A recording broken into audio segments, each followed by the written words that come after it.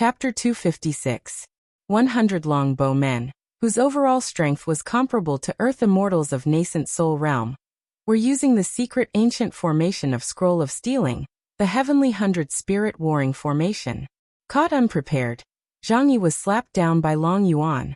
Like a bug being swatted by a fly, he coughed up blood and fell into the formation.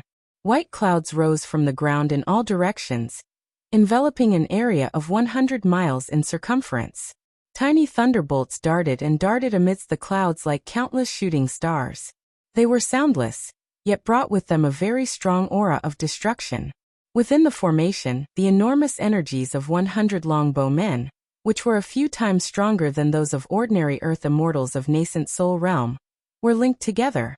Strengthened by the formation, their energy and spirit had fused into one, and their divine will had left behind a peculiar spiritual body.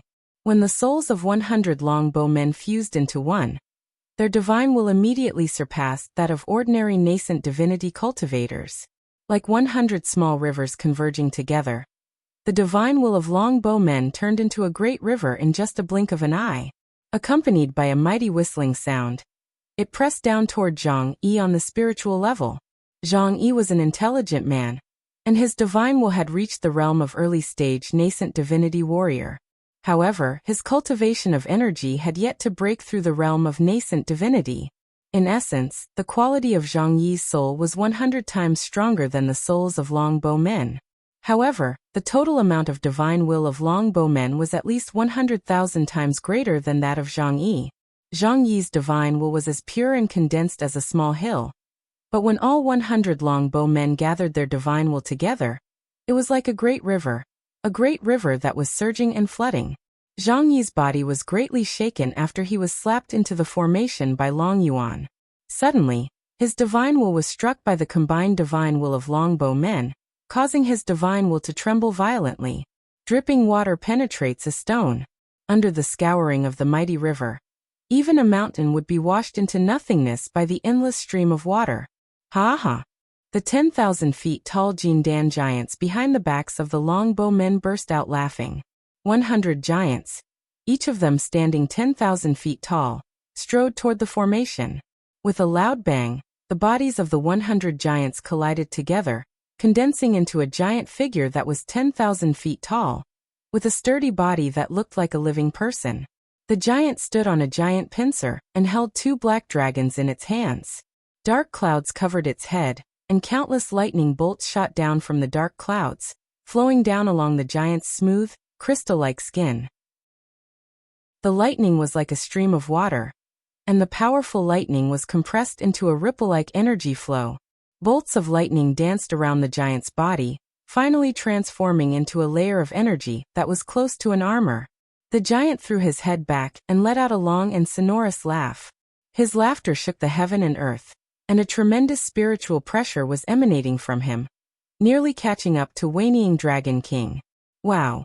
Even Wuxia, the culprit, stared at the unbelievably magnificent giant in astonishment.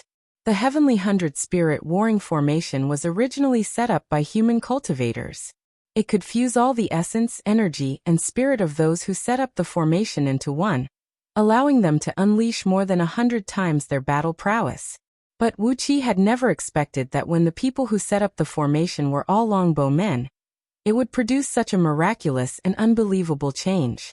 When the Jindan giants of 100 longbow men gathered together, they actually summoned a thread of the soul essence of an ancient longbow man in their bloodline, fusing the soul into the body and giving birth to the true projection of an ancient longbow man. Led by Long Yuan, the 100 longbow men began to recite the ancient divine mantra that was passed down in the longbow kingdom, dancing and performing the great witch dance. The witch dance was inherited from the prehistoric era, a battle dance performed by the ancestors of the longbow men when they fought against all living beings in the world and fought for resources to survive. As the battle dance began, the spirit, energy, and fleshly bodies of the longbow men began to boil, while all their essence, energy, and spirit were injected into the huge projection of the true projection above their heads without reservation. Oh my God, if I can gather 10,000 longbow men, I'm afraid this Heavenly 100 Spirit Warring Formation will be able to slaughter heaven immortals. Wu Qi's eyes were wide open. He swore that no matter what happened, no matter what the consequences were, he would hold a great power in his hands. After that, he would deploy an army that could overturn the entire country, cross the Eastern Ocean, and launch an attack on the Longbow Kingdom, then abduct 10,000 Longbow men. Purple Leaf City seems to be located on the shore of the Eastern Ocean. I have to make Purple Leaf City grow stronger as soon as possible. Grow stronger. Grow stronger. I have to use all the resources and authority in my hands to help Yi Zifeng strengthen Purple Leaf City. Instead of letting an outsider take advantage of my fellow disciples, I might as well let him take advantage of it. Build a kingdom. I have to make Purple Leaf City a kingdom as soon as possible. Use all kinds of tricks. I have to make him build a kingdom as soon as possible. A strong green gleam shone from Wu Qi's eyes. He wished he could rush into the Longbow Kingdom right now and devour all of them. According to the legend, there were a few extremely old patriarchs in the Longbow Kingdom, who had the cultivation base of peak-stage nascent divinity realm, and were quietly guarding the Longbow Kingdom. Wu Qi really wished he could rush into the Longbow Kingdom right now and abduct as many Longbowmen as he could. Strategic resources. These were real strategic resources. While Wu Qi was still cursing, Zhang Yi had already activated the Thousand Mountain Seal in a flustered and exasperated manner. The surrounding natural energies kept being injected into the seal, producing a large number of shadowy mountains that smashed heavily into the sky. The mountains were thrown upside down into the sky, and the heavy pressure crushed all the surrounding mountains. Hovering in the sky, the projection of the ancient ancestor of Longbow Kingdom just cast a cold and merciless glance down. With just a glance, the shadowy mountains created by Zhang Yi's Thousand Mountain Seal were shattered into pieces, and countless natural energies were torn into pieces by an invisible and tremendous force, fusing into the body of the projection of the ancient ancestor, transforming into fifth earth vibrating thunders and shooting out from the body of the projection. Suddenly, the black dragon with both hands clenched opened its mouth and shot out 2 thunderbolts, each about 10 feet in diameter, which smashed viciously onto Zhang Yi's body. Zhang Yi roared furiously. Suddenly, the shadows of 3 golden crows burst out from his black robe. Each of them stood 100 feet tall, and breathed raging flames from their mouths, bringing with them a sky full of stars. They wheeled and danced around Zhang Yi, emanating an immeasurable glow and blocking the 2 thunderbolts. Although the black robe worn by Zhang Yi looked inconspicuous, it was actually a defensive garment of middle-grade magical treasure level. With his cultivation base of peak-stage nascent soul realm, it was more than enough to withstand the attack of an early-stage nascent divinity cultivator. But the power of the projection of the ancient ancestor was simply too great. The 2 thunderbolts smashed viciously onto the starlight of the golden crows, and in just 1/10 of a second, they completely shattered the starlight. The thunderbolts smashed onto Zhang Yi's body and knocked him down into the dust, sinking tens of miles deep into the ground. Then, the thunderbolts exploded, causing countless bubbles to burst out from the ground within a circumference of 100 miles. The huge bubbles expanded to several hundred feet in circumference, then exploded quickly. The lava bubbles spurted out countless amounts of lava, black gas, and poisonous flames, as well as bolts of lightning that shot in all directions. Zhang Yi's black robe was ripped to shreds by the explosion, revealing a light purple magical outfit, which was covered with countless life-saving runes, and was glinting with a dazzling light. Blood sprayed out from all 7 apertures of his, and his body was stiff and unable to move. He was pushed several miles high up into the air by a pillar of lava, and then slammed back onto the ground by Long Yuan with a fierce slap. The ground shook violently, as Long Yuan's slap had sunk several hundred feet deep into the ground. Zhang Yi was stuck flat on the flat ground, his body shivering slightly, unable to move anymore. However, Long Yuan and the others were not willing to let him go. It seemed that this group of longbow men, who were full of energy and seemed to have vented all the resentment of being trapped in the spirit breeding ring for a long period of time on Zhang Yi. Together, they leaped up and gave Zhang Yi a round of violent stomps with their huge feet. Thud, thud, thud, thud. A series of loud noises rang out. Several miles below the ground where Zhang Yi was standing, a huge pit was formed. Zhang Yi's clothes were disheveled, and his face was scorched black. He lay shivering at the bottom of the pit, howling at the top of his lungs. Wuxia, stop it! If you keep beating me, I'm going to die. Once I'm dead, Su Qin will never forgive you, my master will never let you go, and all of us, the disciples of Ghost Valley, will come and settle the score with you. Coughing lightly, Wuxia ordered Long Yuan and the others to stop beating Zhang Yi. Holding the sword of Greedy Wolf in his hand, he came next to Zhang Yi with swaying steps, then slowly scraped Zhang Yi's face with the edge of the sword, cutting off a large amount of beard from his face. Disciples of Ghost Valley? Asked Wuxia as he squatted next to Zhang Yi, reaching out his hand and removing a storage ring from Zhang Yi's finger. Disciples of Ghost Valley? With a serious expression, Zhang Yi looked at Wuxia and said with a serious face, the disciples of Ghost Valley can serve their own masters, and they can plot and kill each other. This is an internal affair of Ghost Valley. If an outsider kills any disciple of Ghost Valley, the entire Ghost Valley will definitely seek revenge with all their strength. Shaking his head, Wuxia quickly searched Zhang Yi's body, then removed a small jade slip hanging on Zhang Yi's neck, a jade slip secretly hidden under his belt, and a string of jade beads tied around his thigh.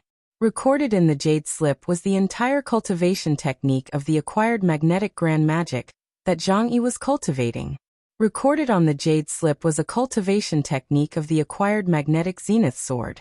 Inside the 18 jade beads were 18 escape arts and magical arts of earth element, as well as a few methods to refine earth element magical treasures. When all these things were put together, they formed a complete set of the acquired magnetic grand magic. From the cultivation technique, to the methods to attack and defend against enemies, to the methods to refine suitable magical treasures, this set of cultivation technique was the most complete set that Wuxia had ever seen since he came to this world. Even a few chapters of the Supreme White Sun Shocking Dragon incantation that Jingku was cultivating were still missing. Without hesitation, Wuxia engraved all the cultivation techniques into his spiritual ocean, then threw all the jade slips, and jade beads back to Zhang Yi. Under the hopeful gaze of Zhang Yi, Wuxia strung the storage ring with the natural worm silk, and hung it around his neck without the slightest hesitation. Over 30 storage rings were hung around Wuqia's neck like a necklace, glittering brightly and producing tinkling noises when they collided with each other. It was truly a magnificent sight. Despairingly, Zhang Yi stared at the ring, which had a pale purple hue, was of excellent quality, and had a storage space of 1 square mile. He said furiously, "It contains all the wealth that I've accumulated over 2,000 years. Are you going to take it away just like that?" The extremely sharp tip of the sword of Greedy Wolf casually drew a line across Zhang Yi's face, leaving a bloody mark on his face. Zhang Yi immediately nodded his head and said with a smile, "You are indeed a promising young man. These are just some worldly possessions, and they are not that important. As the saying goes, a treasured sword should be given to a valiant warrior. My young friend Wuxia, you are the first talented young man that I've met in all these years. I'm sure you will have a bright and limitless future. I'm willing to give up these trivial wealth and form a good relationship with you, my young friend. It will be better in the future." Wuxia interrupted Zhang Yi. He narrowed his eyes and said with a smile on his face, "I'm not afraid of the revenge from Ghost Valley, but I'm afraid of the soul-devouring blood curse in your body. All the civil and military officials of Daqin are too vicious. How could they hide something like this in their bodies? If my cultivation base was strong enough today, I would definitely kill you with a single sword strike. Too bad, this blood curse is too vicious." Zhang Yi turned to look at Wuxia in shock, then cried out with a stern voice, "How could you discover the deadly blood curse that Master and Su Fu had planted in my body?" Wuxia threw his head back and let out 3 loud laughs. With a thought in his mind, he circulated the earth element energies in his body according to the magical technique of magnetic force found in the magnetic grand magic for a minor cycle. After that, he casually stretched his hand out and grabbed into the air. Immediately, a mountain rock weighing several tens of thousands of kilograms was uprooted by an invisible force along with a loud rumble. Zhang Yi's face fell instantly. He cried out in a low voice, "The acquired magnetic force, how could you learn it so quickly?" Wuxia shook his head and gave Zhang Yi a deep look, then spun, transformed into a beam of dark light and sped away. Obviously, the dark beam was the sword escape technique found in the acquired magnetic sword. Zhang Yi lay on the ground in a daze, staring at Wuxia and the longbowmen who followed closely behind him. For a long while, he could not make a sound. After a long while, he finally crawled up from the ground, stomped his feet, threw his head back and cursed. "You heartless and shameless thief! That's my wealth of over 2,000 years." Chapter 257. Riding on the acquired magnetic sword beam and flying forward, Wuxia was secretly comparing the advantages and disadvantages of this sword escape art with the other escape arts he had mastered. Although the innate escape art of 5 elements secretly taught in Scroll of Stealing was incredibly fast and marvelous, it could easily attract the attention of others, and could not be exposed to the public. The sword control art of Heaven-Breaking Sword Sect only focused on the power and lethality of the sword beam, but did not pay much attention to the speed. Therefore, the sword escape art of Heaven-Breaking Sword Sect was a little embarrassing. Therefore, Wuxia would rather step on a cloud and drift around leisurely than let the people from other sects in Great Yin Dynasty laugh at him. However, the acquired magnetic extreme light sword that he had plundered from Zhang Yi's hands contained the sword escape art. His speed was frighteningly fast. It wrapped the sword beam transformed from the sword of Greedy Wolf with magnetic force, drawing the natural magnetic force to accelerate the sword beam.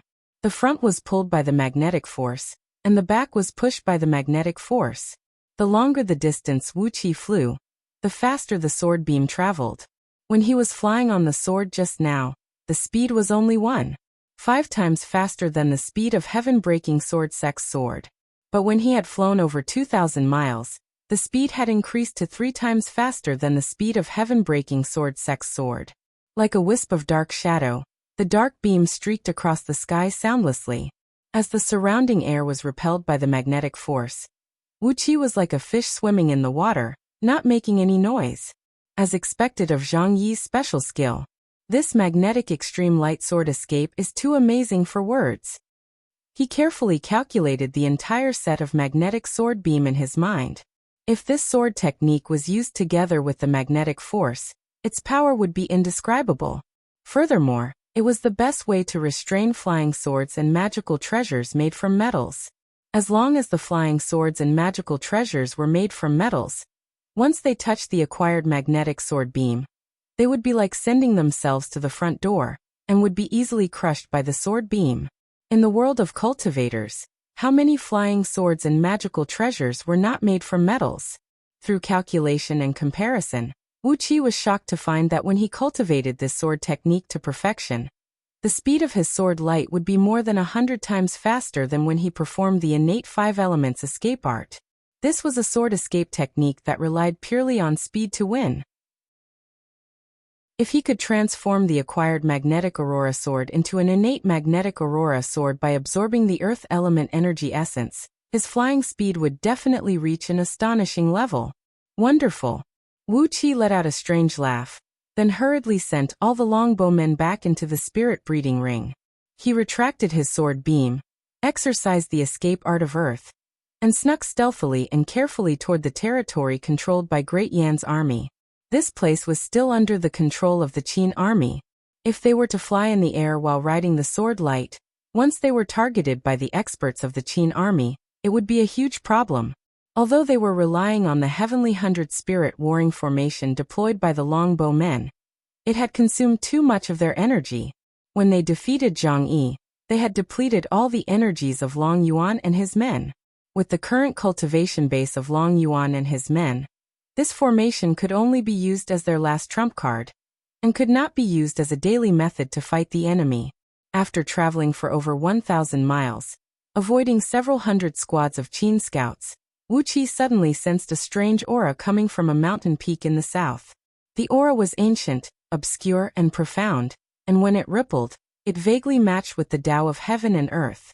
If not because a thread of Wuqia's nascent divinity was nourished by the innate 5 elements energy, and had a level that was infinitely compatible with the Tao of heaven and earth, he would never be able to discover this thread of aura. An extraordinary treasure has been born? Or someone is driving a rare and extraordinary treasure? Immediately, Wuqi felt an itch in his heart. He hesitated for a brief moment, but eventually, his desire for the extraordinary treasure had surpassed the caution for his own safety. He changed the acquired Earth Escape art to the innate Earth Escape art, transforming his body into a faintly discernible yellow beam that connected with the entire Earth. Then he carefully flew toward the direction where the aura came from. This was the difference between the acquired Earth Escape art and the innate Earth Escape art.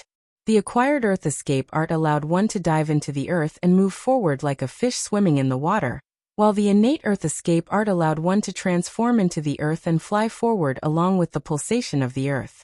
No matter it was the ability to conceal oneself or the speed of the escape art, the innate escape art was thousands of times better than the acquired escape art. This was the difference between the innate and the acquired. Unless someone had also cultivated an innate technique, and was lucky enough to have a thread of innate energy with him, no one would be able to discover Wuqi's trace. While traveling, Wuqi carefully unleashed a thread of divine flame of order, burning away the nascent divinity seal on Zhang Yi's storage ring. Then he absorbed all the soul particles that drifted away in the air, turning them into another small tonic for his soul. After that, he sent his divine will into the storage ring, and Wuqi couldn't help but cry out in shock. Meanwhile, over 1,000 miles away, Zhang Yi, who had just climbed up from the huge pit in a wobbly manner, looked at the 1,000-mountain seal and mountain-moving spike in his hands and felt like weeping but had no tears. Suddenly had blood burst out from his 7 apertures. He let out a miserable howl, threw his head back and bellowed furiously. Wuqi, you little thief! You with the cultivation base of Jindan, how could you possibly break my nascent divinity seal? You little bastard! What evil technique did you use to break my restrictive spell? What a pity for my over 2,000 years of treasures! In the storage ring, dozens of bookshelves filled with books and manuals were the first to be taken out. Wuqi scanned through these books with his divine will. To his surprise, he found that all of them were the secret techniques and cultivation techniques practiced by many civil and military officials of Daqin dynasty.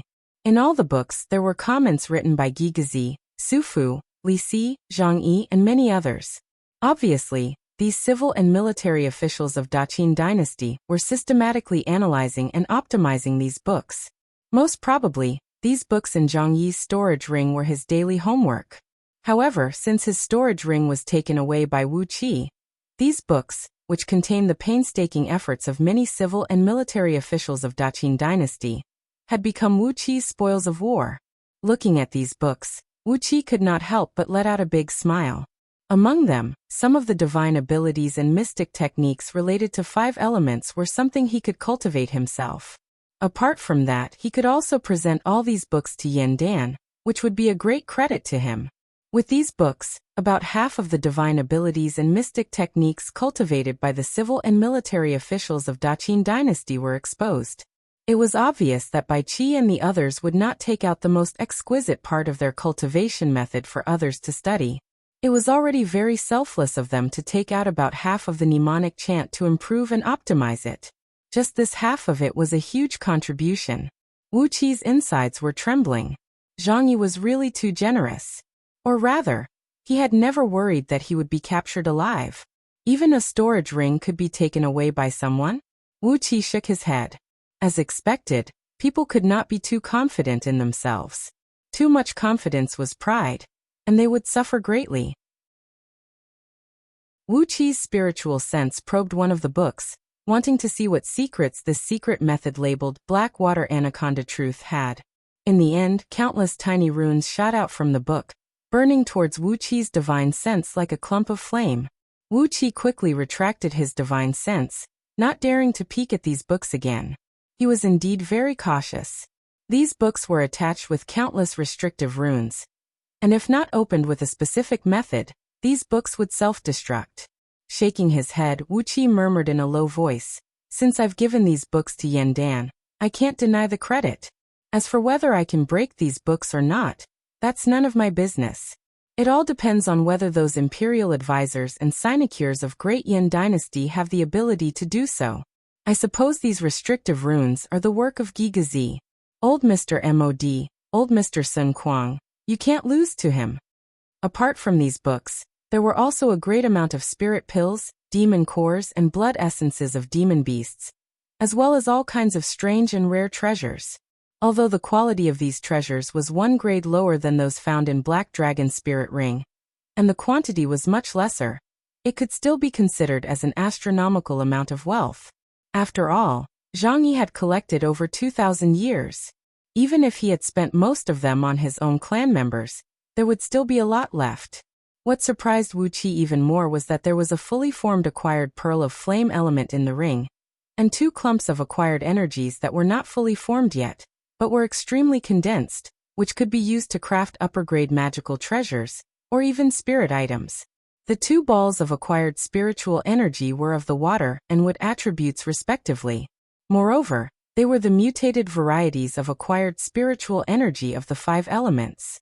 The water attribute spiritual energy was a ball of frigid mysterious ice chi, while the wood attribute spiritual energy was a ball of dazzling lightning chi. Marvelous! Wuqi chuckled again. How could he not be delighted when he could reap such a great harvest after robbing Zhang Yi?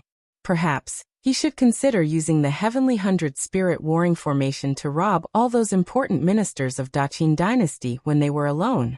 Even though they were all cursed by Gigazi and Su Fu, which prevented him from killing them, it was still a rare windfall. While he was pondering about his next target, Wuqi had stealthily approached the lofty mountain. Cautiously, he poked his head out from between a cliff that was densely covered with wisteria. Right in front of him was the peak of the lone mountain, where he saw a group of 108 young boys and girls, holding long black banners in their hands, which were painted with a map of the stars in the universe. They stood there with a solemn expression on their faces. Before Gigazi was a strange-shaped turtle shell, measuring several dozens of feet in circumference. He was holding an ancient, colorful writing brush made from white bones, and was quickly waving and brushing on the turtle shell, drawing one mysterious rune after another. On the surface of the turtle shell, all kinds of mountains, rivers, and figures were flickering and changing, yet all of them were blurry, as if they were separated by a layer of frosted glass. Next to Gigazi, Ingziying was standing with a pale face, looking anxiously at Gigazi who was casting the turtle shell. All of a sudden, Gigazi cried out with a stern voice, "Ghosts and deities of the heaven and earth, listen to my command. Gather the heavenly stars, and gather the earthly evils. Gather the spirit-connecting energies from all directions." Then he waved his hand and waved his hand. Immediately, a chilly wind rose from the mountain ridge. Suddenly, a vast and mighty spirit light burst out from the top of Gigazi's head, within which was a medallion that was carved with countless figures of ghosts and deities, hovering and moving gracefully. Wuqi shook his head. This medallion was also a rare treasure, but it was definitely not the aura he sensed just now. That aura was at least 1 grade higher than the medallion. When the medallion appeared, the strong light that burst out from the turtle shell became stronger and stronger, but the figures of mountains, rivers, and human figures were still blurry and indistinct. Gigazi frowned. He cried out in a low voice and pointed his finger out. A dim white light shot out from his fingertip. Immediately, the ancient and obscure aura reappeared. Gigazi frowned and gave the white light a look. He clenched his jaws and seemed to have made up his mind. He bit the tip of his tongue and sprayed a mouthful of blood onto the white light. Chapter 258. What is this? Wuqi gave the white light a glance, and immediately, his heart began to pound violently. Fortunately, he had gotten used to cultivating the mystic technique found in Scroll of Stealing. Right after his heartbeat, he immediately concealed his aura with a mystic technique, and the sound of his heart beating was also confined within a 10 feet circumference area with a secret spell. Before the sound and aura could spread out, it was strangled in the bud by Wuqi. Gigazi and Ingziying, who were standing on the opposite mountaintop, had no idea that Wuqi had been drenched in cold sweat because of the scare. With a solemn expression, Gigazi walked slowly around the turtle shell, while Ingziying looked worriedly at Gigazi, who kept coughing out blood onto the white light. Amidst the white light was a simple and small piece of turtle shell. On its surface, it was drawn with a handwriting that looked like a child's scribble, depicting the 9 palaces, 8 trigrams, and some other messy patterns. At first glance, it looked like a trick made by a child. However, if one gave it a closer look, one would find that every single pattern and trace on the turtle shell was formed by nature, without the slightest trace of artificial manipulation. Obviously, it was a spirit item that was formed by the heaven and earth. The patterns and the messy traces next to the 9 palaces and 8 trigrams were actually pieces of complicated and abstruse runes. They were the primordial divine script that appeared in Wuxia's mind when he inherited the scroll of stealing. Every single character contained the rules of the heaven and earth, and represented the power of the Tao of the heaven and earth.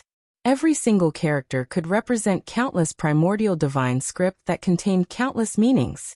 The patterns and traces on the turtle shell only added up to 49 primordial divine script. However, when they were combined together, they formed an extremely complicated and abstruse cultivation technique that contained several tens of thousands of words. Carefully, Wuxia gave the turtle shell a glance. He recognized that most of the words in this cultivation technique were words like heaven and earth stars, heavenly dipper, and earthly evilness, ghost deity spell, destiny, and human destiny. Wuxia recalled the description of various spirit items found in the scroll of stealing. In the ancient times, during the era of the human emperor, there was a dragon horse that carried the river map on its back. Everyone knew that the river diagram was a piece of jade, but no one knew that there was actually a copy of the river diagram. What was recorded on the jade plate was the general outline of the river diagram, and the supplementary volume of the river diagram had a total of 9 tortoiseshells. What was recorded were the various practical techniques of the river diagram. This should be a primordial spiritual treasure. Wuxia stared blankly at the tortoiseshell and completely gave up on the idea of stealing it. Without sufficient strength, it was best not to get close to such a Xiantian treasure. Otherwise, there would definitely be a calamity. This was also the lesson that the shadowy figure who inherited the scroll of stealing had given to Wuxia over and over again. Acquired spirit items could be stolen at any time, but innate spirit items should never be stolen recklessly. Unless it was an innate earth element energy essence that had yet to take form, as long as it was an innate spirit object that had taken form, unless the cultivator had a sufficient cultivation base, he would never touch it, as it would definitely kill him. Surprisingly, the turtle shell that Gue Guzi withdrew was one of the copies of the river map. With Gue Guzi's cultivation base of nascent divinity realm, how was it possible for him to freely control such an innate spirit item? Therefore, he could only refine it with his own blood essence, using a method similar to blood sacrifice, and barely borrow a tiny bit of natural energy from the supplementary volume. As mouthful after mouthful of blood sprayed out from his mouth, the shadowy figures of mountains and rivers, humans and animals that came shooting out from the huge turtle shell in front of Gue Guzi gradually became clearer. Gradually, the shadowy figures showed the scene of Yingzheng sitting on a chariot, flying forward together with all his ministers. However, Gue Guzi's face had also turned pale, and his aura was getting weaker and weaker. Standing next to him, Ying Ziying's face was twitching. Abruptly, he dropped to his knees, kowtowed and said, "Old mister, your blood essence is too precious. I think it's better that you don't waste your prime blood essence." With this blood sacrifice technique, Ziying can just extract several tens of thousands of condemned prisoners and slaughter them to make up the number. Gue Guzi took a deep breath. While still exercising the spell, he scolded in a low voice, "Ridiculous! How can the Tao of heaven and earth be deceived like this? The cultivation base and attainment of Tao belong to oneself, and only then it belongs to oneself. I don't want to borrow external force. Remember, there is no shortcut in the path of cultivation. Today, you've killed 100,000 condemned prisoners, and used the supplementary volume of the heavenly book to divine the fate of the human emperor. In the future, when you meet a stronger opponent, how many condemned prisoners can you slaughter to serve you? 1 million? 10 million? Or for the sake of a divination, you'll kill all the people of Daqin?" Ying Ziying's face turned deathly pale. He stared blankly at Gue Guzi, and only after a long while did he give Gue Guzi 3 loud kowtows and said, "Old mister, you're right. I, Ziying, have been blinded by power. For a spirit item like this, it's better for me to slowly refine and master it with my own cultivation base." Gue Guzi's eyes were fixed on the two turtle shells, one big and one small, and from time to time, he coughed out mouthfuls of blood at the supplementary volume of the river map. Then he said coolly, although it seems to be strenuous for me now, when I'm using this supplementary volume of the heavenly book, I'm also constantly using my own blood essence to refine it. If I were to use the blood essence of the condemned prisoners, I would be able to temporarily unleash its power to the limit. But if the blood essence of those condemned prisoners contaminates this heavenly book, and in the future, I'll have to spend 100, or even 1,000 times more effort to slowly refine it. Doesn't that mean the loss outweighs the gain? While he was speaking, the supplementary volume of the river map gradually emitted wisps of white light, shooting into the huge turtle shell underneath. Countless shadows of ghosts and deities emerged from the surrounding void. They stood reverently beside Gue Guzi, receiving the nourishment from the dark mist that shot out from the medallion hovering above his head. Nourished by the dark mist, these shadows of ghosts and deities gradually became clearer. Abruptly, they transformed into chilly gusts of wind, wheeling and wheeling around the huge turtle shell. A bright light burst out from the turtle shell, and a clear image appeared on it. Ing Zheng sat complacently in the chariot, bringing with him many civilian and military officials, and escorted by a large number of soldiers as they flew forward in a mighty formation. Very soon, they arrived at a beautiful place with green hills and green waters, and blooming flowers. Not far away from the green waters, there was a group of 17 hot springs that were connected together.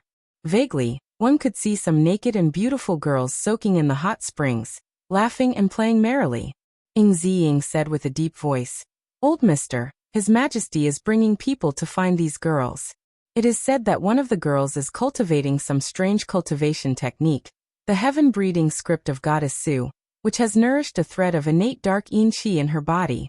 If His Majesty were to take her body by force, with His Majesty's current cultivation base, he would be able to break through to the cultivation base of Heaven Immortal. His Majesty's plan is to break through to the cultivation base of Xiantian Realm, then find that Wanying demon dragon and settle the score with him, seizing his original dragon blood essence, and forming the first stage of the 9 Dragons Cauldron Grand Magic." Gue Guzi's face was gloomy, as he kept running quickly around the turtle shell without saying a word. The young boys and girls standing next to him were gently waving the long streamers around him. Then, stars began to appear in the sky, and specks of starlight began to fall down like raindrops, sprinkling onto the streamers. Then, the young boys and girls began to recite some incantations in a low voice. Countless silver threads shot out from the streamers, fusing into the bodies of those ghosts and deities who had transformed into chilly winds, and were wheeling restlessly in the surroundings. Suddenly, the aura of these ghosts and deities became a few times stronger. They let out joyful laughter, while wave after wave of abstruse energies kept spreading in all directions. Vaguely, Ing Zheng and Yu Yao's laughter could be heard coming from the light and shadow shot out from the turtle shell. After that, the chariot suddenly flew forward, rushing towards the group of 17 hot springs. Then they saw Baichi bringing a large group of soldiers and charging towards the several thousand soldiers of Great Chu with a murderous aura. They formed a battle formation, and charged towards those soldiers. Then they saw Su Fu and Li Si bringing a large group of practitioners, rolling up runes and flames that blotted the sky, pressing down towards the several tens of thousands of mountain spirits and water ghosts who soared up into the sky from the lake.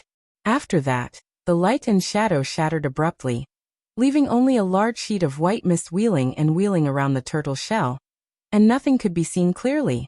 Ing Ziying cried out sternly, "Old Mister? What's wrong?" Gigazi was shocked as he said, "Someone has an exceedingly mighty technique of ghosts and deities, which has covered the heavenly secrets and destiny within an area of 1,000,000 miles in circumference. My divination of His Majesty's aura has been completely twisted by someone, and I can no longer predict His Majesty's current situation. The soul seals I left on His Majesty, Su Fu, and Li Si have also been covered by someone with a great force. I can't even find out where they are right now." Ing Ziying cried out in panic, "Who else can compare with you, old mister, in this technique of yin and yang ghost?" Giguzi spun a few rounds around the turtle shell at high speed, then cried out sternly, "Chu Ping, only Chu Ping." Great Chu and barbarians lived together. And in those years, the Magispriests of Great Chu were the experts in the art of divination of ghosts and deities, while the barbarians were the experts in the divine abilities of ghosts and deities. With both of them combined, if there is someone who can deceive my Ghost Valley divination, it is only Chu Ping. Furthermore, the manpower and material resources he used are not something to be underestimated. Clenching his teeth, Gigazi cried out sternly, "Ing Ziying." Ing Ziying sprung to his feet and cried out loudly, "Here!" Gigazi cried out in a deep voice. "Even without divination, I can still predict what they are trying to do. His Majesty is in danger and Daqin is in danger. Quickly activate all teleportation formations and mobilize all the armies and practitioners that can be dispatched from Xianyang City at all costs. Bring them to Meng Mountains to rescue His Majesty. Great Chu and Great Yin have joined hands." Before his words could fade away, a stream of dark mist burst out from the top of Gigazi and Ing Ziying's heads. 36 undead men, each standing 10,000 feet tall and surrounded by countless ghosts and deities, shot out from the dark mist in a mighty manner. The leader of these ghosts and deities was a Yin deity, clad in a marquee robe and holding a jade seal in his hand. He had a dignified appearance and looked like an emperor of the mortal world. With a large seal in his hand, he was controlling all the undead men and ghosts and deities, summoning countless dark winds and dark clouds to surround the lone peak. The Yin deity stared at Gigazi and cried out sternly, "Are you Mr. Gigu? His Majesty of Great Chu has ordered us to mobilize all 36,000 ghosts and deities, just to ask old Mr. to meditate here for 6 hours." Stealthily, Wuxia exercised the mystic eyes of universe, and he saw a tremendous energy ripple emanating from the large seal in the Yin deity's hand. It had completely sealed off the space around the lone peak, and the flow of time on the peak had been slowed down a few times as well. Roughly a day had passed in the outside world, but only less than 2 hours had passed on the peak. Gigazi looked at the sky full of ghosts and deities, shook his head and said, "What a powerful divine ability, what a powerful dermic power. You can actually accurately locate the location of my true form through the changes of the natural forces brought about by my divination. Chu Ping's Tao of ghosts and deities has indeed reached an unfathomable realm. But too bad, if you want to deal with me, this is far from enough." Under the pressure exerted by the joint forces of all the ghosts and deities, Gigazi suddenly pointed his finger out. Immediately, the streamers held in the hands of those boys and girls burst out with a blinding golden light. Like a melted golden glass, a large sheet of golden flame shot out in all directions, bringing with it a frighteningly high temperature and blinding light. "The true flame of the sun, the one that can incinerate everything," Gigazi cried out. "Chu Ping, the true flame of the sun is the thing that all ghosts and deities fear the most. How could these wild ghosts and deities of yours defeat me?" Wuxia could not help but suck in a cold breath. Gigazi truly lived up to his reputation as Gigazi. Hidden within the long starry streamer that he used to control ghosts and deities and increase their ferocious power was the true flame of the sun, which was powerful enough to annihilate all ghosts and deities. It was a very cunning and vicious method. Even Wuxia had never thought that a ghost-controlling magical item could be crafted in such a way. Once the true flame of the sun was unleashed, the entire place was filled with wailing cries. Chapter 259. These poor ghosts and deities were all otherworldly items, and even sunlight could weaken most of their power. Now, when they were burned by the true sun flame, which was purified from the sunlight, several thousand ghosts and deities with the weakest cultivation base immediately turned into chilly winds and drifted away. A few ghosts and deities who stood at the forefront, emanating divine will that was as strong as a nascent soul cultivator, were also burned by the true sun flame. They immediately let out miserable howls and fled into the sky with thick smoke billowing behind them. To these ghosts and deities, the threat of the true sun flame was like arsenic to ordinary people. When the true sun flame burned these ghosts and deities, wherever the flame touched, their bodies would immediately turn into smoke. They did not have fleshly bodies to rely on, and their bodies were formed by their souls and nascent divinities. What the true sun flame burned was their souls. The pain that was directly inflicted on the souls made the injured ghosts and deities let out the most shrill and unpleasant howls in the world, while the ghosts and deities who were lucky enough to not be burned by the true fire were frightened by the sound of it and kept retreating. When Wuxia saw those ghosts and deities who were thrown into confusion by the true sun flame, he could not help but let out a loud laugh. He pulled out a piece of black cloth and covered his face, then twisted his body and shrunk a little. Wrapping himself with a green cloak, Wuxia leaped out from the cliff with a strange smile on his face. "Old Mr. Gigazi, don't be afraid. I've long heard of old Mister's great reputation, and I've come to help you today." He opened his mouth and spat out the acquired pearl of fire element, which came whistling through the air and smashed onto two ghosts and deities whose aura was similar to that of a nascent divinity cultivator, and 7 ghosts and deities whose cultivation base was comparable to that of a nascent soul cultivator. The acquired pearl of fire element was condensed with the essence of acquired fire element, and possessed a high temperature of pure yang. It was also the nemesis of all ghosts and deities. 9 powerful deities howled miserably at the same time. Dark smoke billowed from their bodies as they were burned by the crimson acquired pearl of fire element. An enormous flame of pure yang rushed into their bodies like an icy cold aura, making them unable to move. Laughing wildly, the spirit breeding ring on Wuqi's finger suddenly burst out with a large sheet of white light, forcibly pulling all the severely wounded ghosts and deities into it. There were longbow men who were full of vigor waiting for these severely wounded ghosts and deities in the ring, and it was definitely not a pleasant experience. Riding on the acquired magnetic sword beam, Wuxia transformed into a black beam of light and streaked across the void at top speed. Everywhere he went, the acquired spirit fire pearls would be smashed and thrown randomly, filling the entire sky with raging red flames. Caught unprepared, several hundred ghosts and deities were severely wounded by him, howling miserably as they were devoured by the spirit breeding ring. After forcefully abducting hundreds of ghosts and deities, Wuxia let out a loud cry and leapt on his sword. Among the countless ghosts and deities behind him, 3 of the 36 10,000 feet tall zombies had already fixed their attention on Wuxia. Seeing that Wuxia had killed a large number of ghosts and deities that came with him, these zombie chichi let out a muffled snort, opened their mouths and spat out a scarlet flame. The flame was hot enough to melt gold and iron, and contained a poisonous miasma unique to zombies, and turned the entire heaven and earth into a fiery red color.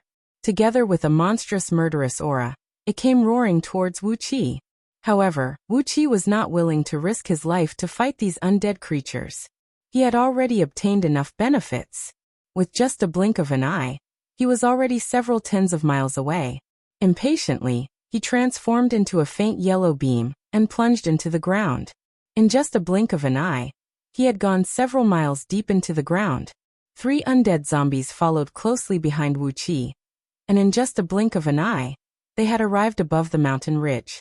When they saw Wuxia plunging into the ground, all 3 undead zombies opened their mouths at the same time and sprayed out a large sheet of raging flame. Amidst a series of sizzling noises, a few lofty mountains were melted into lava by the raging flame, and the crimson flame burned all the way to the rock stratum 1 mile deep into the ground. Only then did the 3 undead zombies stop attacking. They leaped up and flew towards the lone peak where Gigazi was, joining the siege.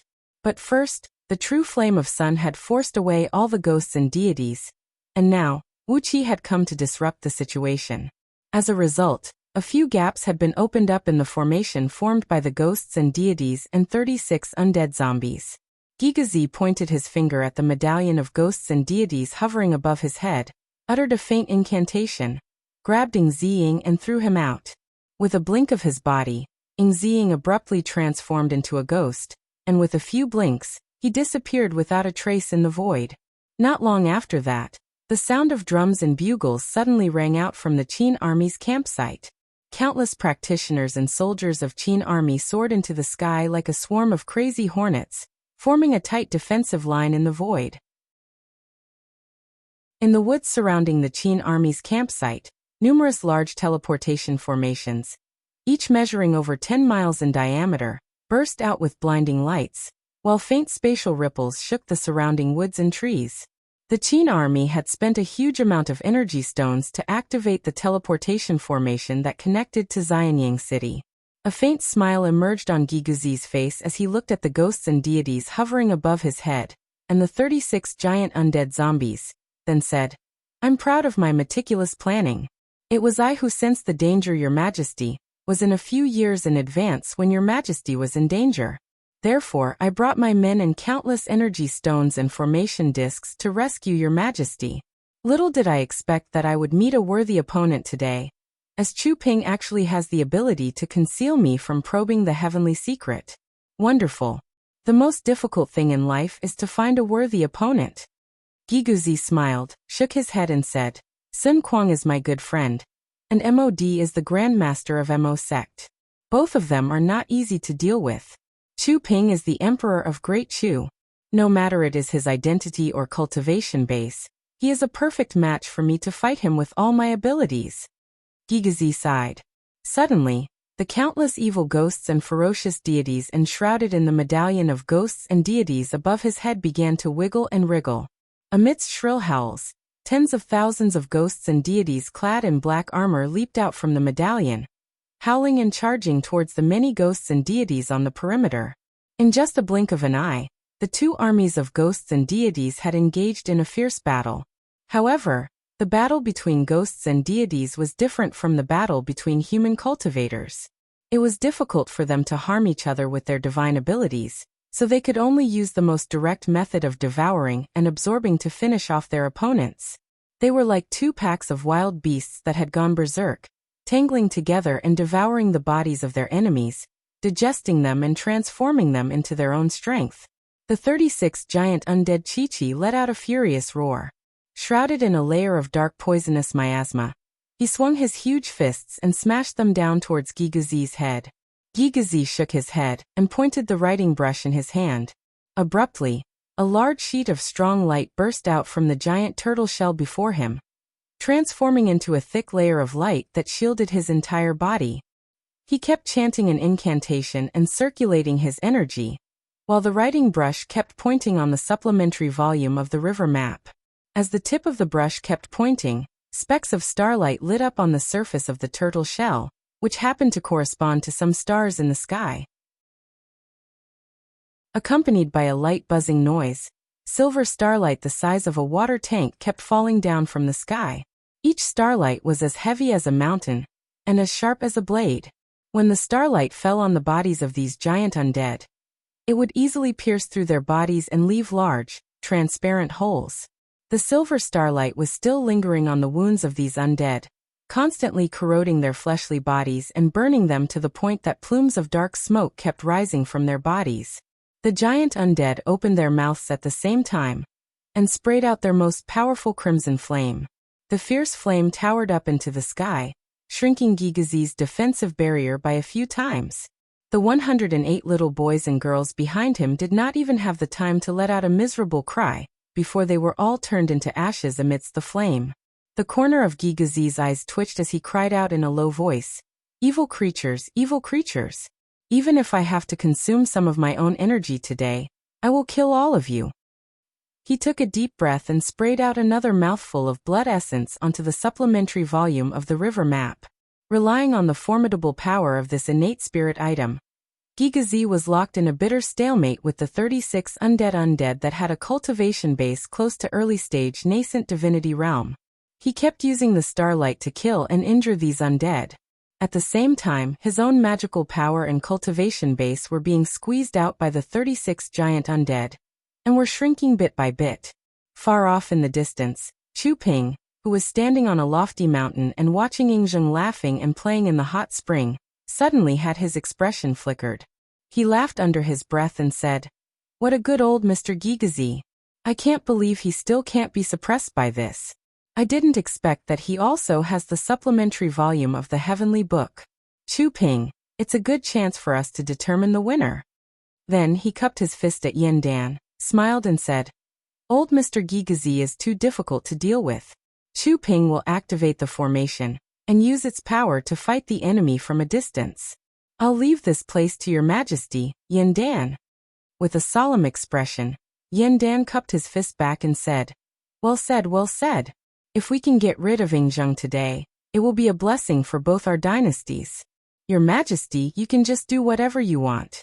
I'm here, and you must kill Yingzheng at all costs. Both men looked at each other and smiled, then cupped their fists and bowed to each other at the same time. Suddenly, a few shadows of ghosts and deities emerged around Chu Ping, quickly escorting him as they flew towards a formation not far away from them, where gusts of chilly wind towered into the sky. A gap was opened up in the formation, allowing Chu Ping to fly into it.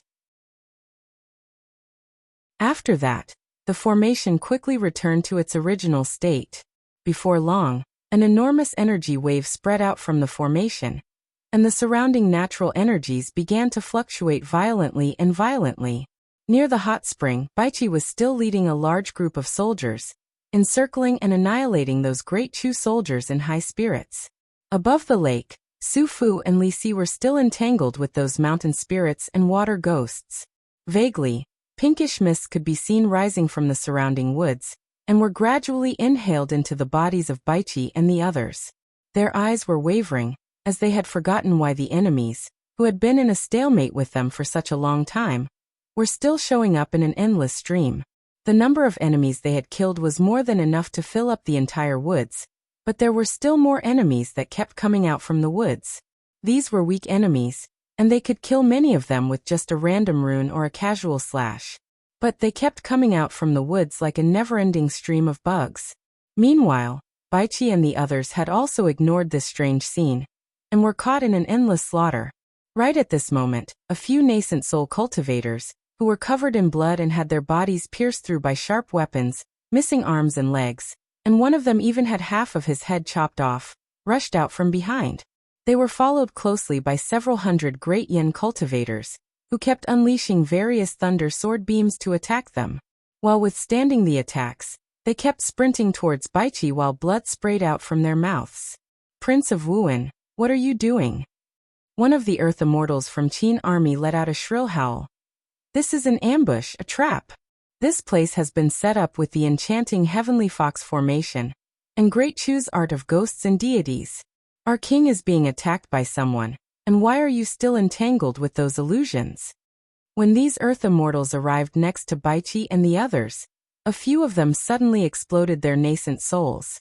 The huge explosion destroyed the surrounding mountainous terrain, and the pink mist was swept away by the explosion, leaving not a trace behind.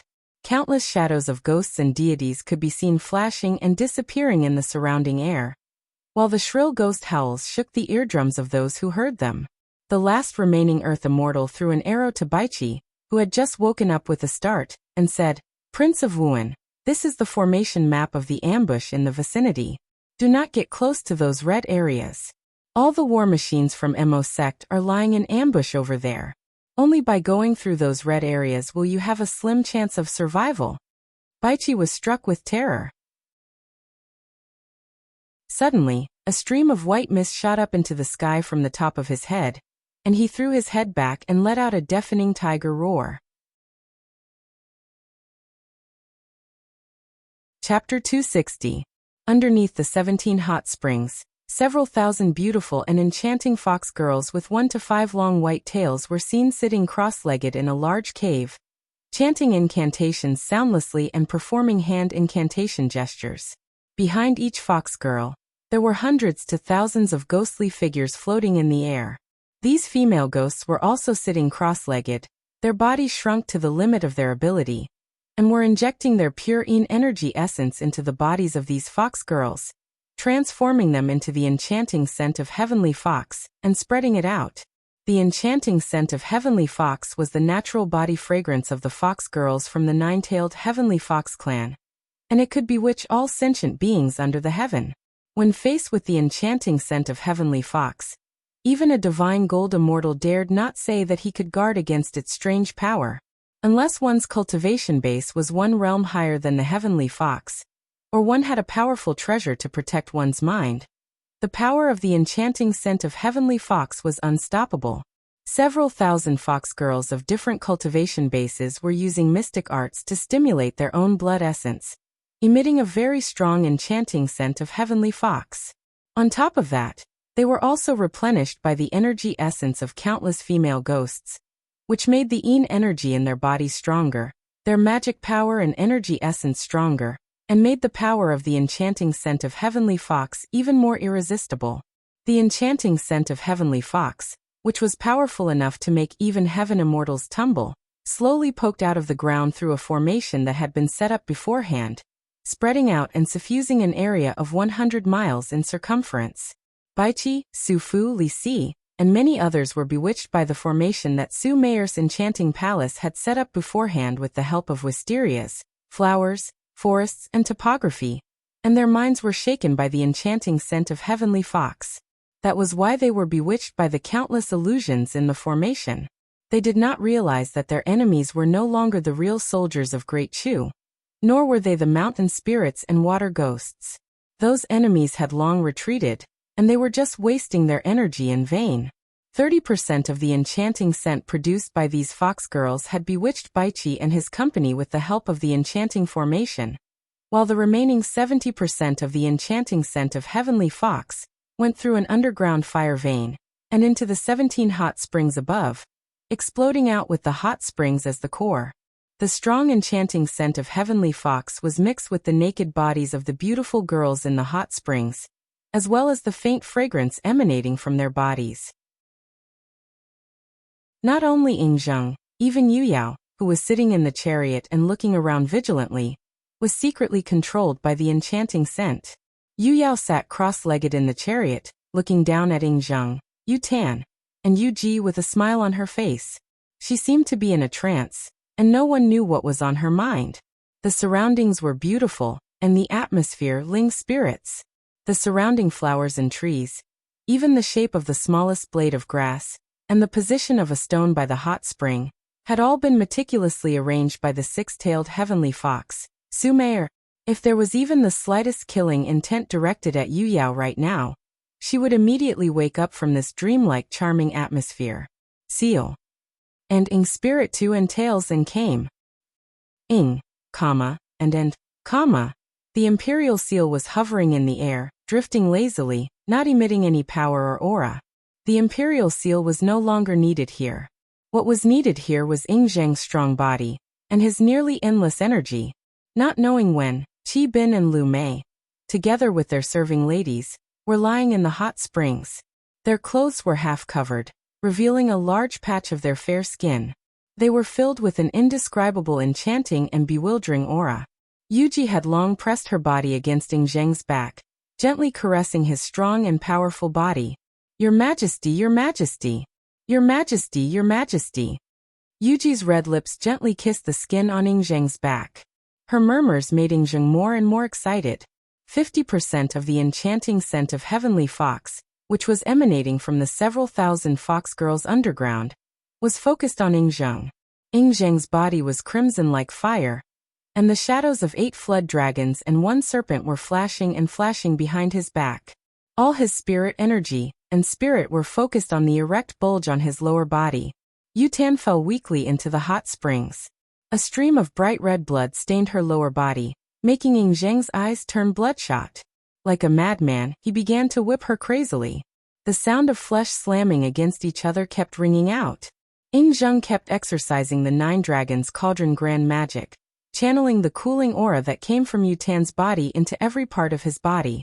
When these cooling auras rushed into Ying Zheng's body, they felt cold like ice, but once they entered his body, they quickly exploded like a bomb, turning into rolling hot streams that rushed through his entire body.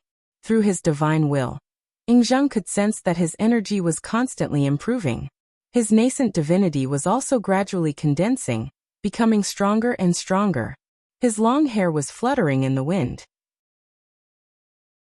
This kind of pleasure caused by the continuous increase in his cultivation level stimulated him to whip the beauty under him even more forcefully, squeezing her body even more forcefully, wishing that he could squeeze out every trace of essence in her body.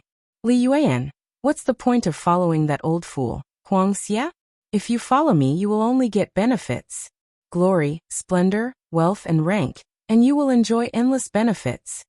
While doing his best to violate the beautiful girl beneath him, Ying Zheng exercised the 9 dragons' cauldron grand magic, And at the same time, he did not forget to promise all kinds of benefits to the beautiful girl beneath him. All the girls in the hot springs were wearing strange smiles on their faces, looking at Zhang shyly. A great amount of fragrance kept spreading out from their bodies, turning into an aphrodisiac scent that kept rushing into Zhang's body. When the scent entered Zhang's body, it felt as cold as Xianbing. But when it entered his body, it quickly turned into boiling molten iron, flowing everywhere in his body. Stimulated by these hot streams, Zhang's energy essence became more and more restless, like a pack of black bears in a spring night, eager to do something. His body trembled, and Zhang let out a deep, deep roar. He hugged the beautiful girl beneath him tightly, and his body began to tremble violently. The muscles on his body tightened, revealing the distinct contours of his muscles. The trembling lasted for the time it took to finish a pot of tea. When the trembling stopped, the shadows of 8 flood dragons and 1 serpent hovering above his head suddenly dimmed a little. A small part of the enormous true essence qi that he had painstakingly cultivated had already been injected into the body of the woman beneath him. The girl had her limbs tightly wrapped around Zhang's body.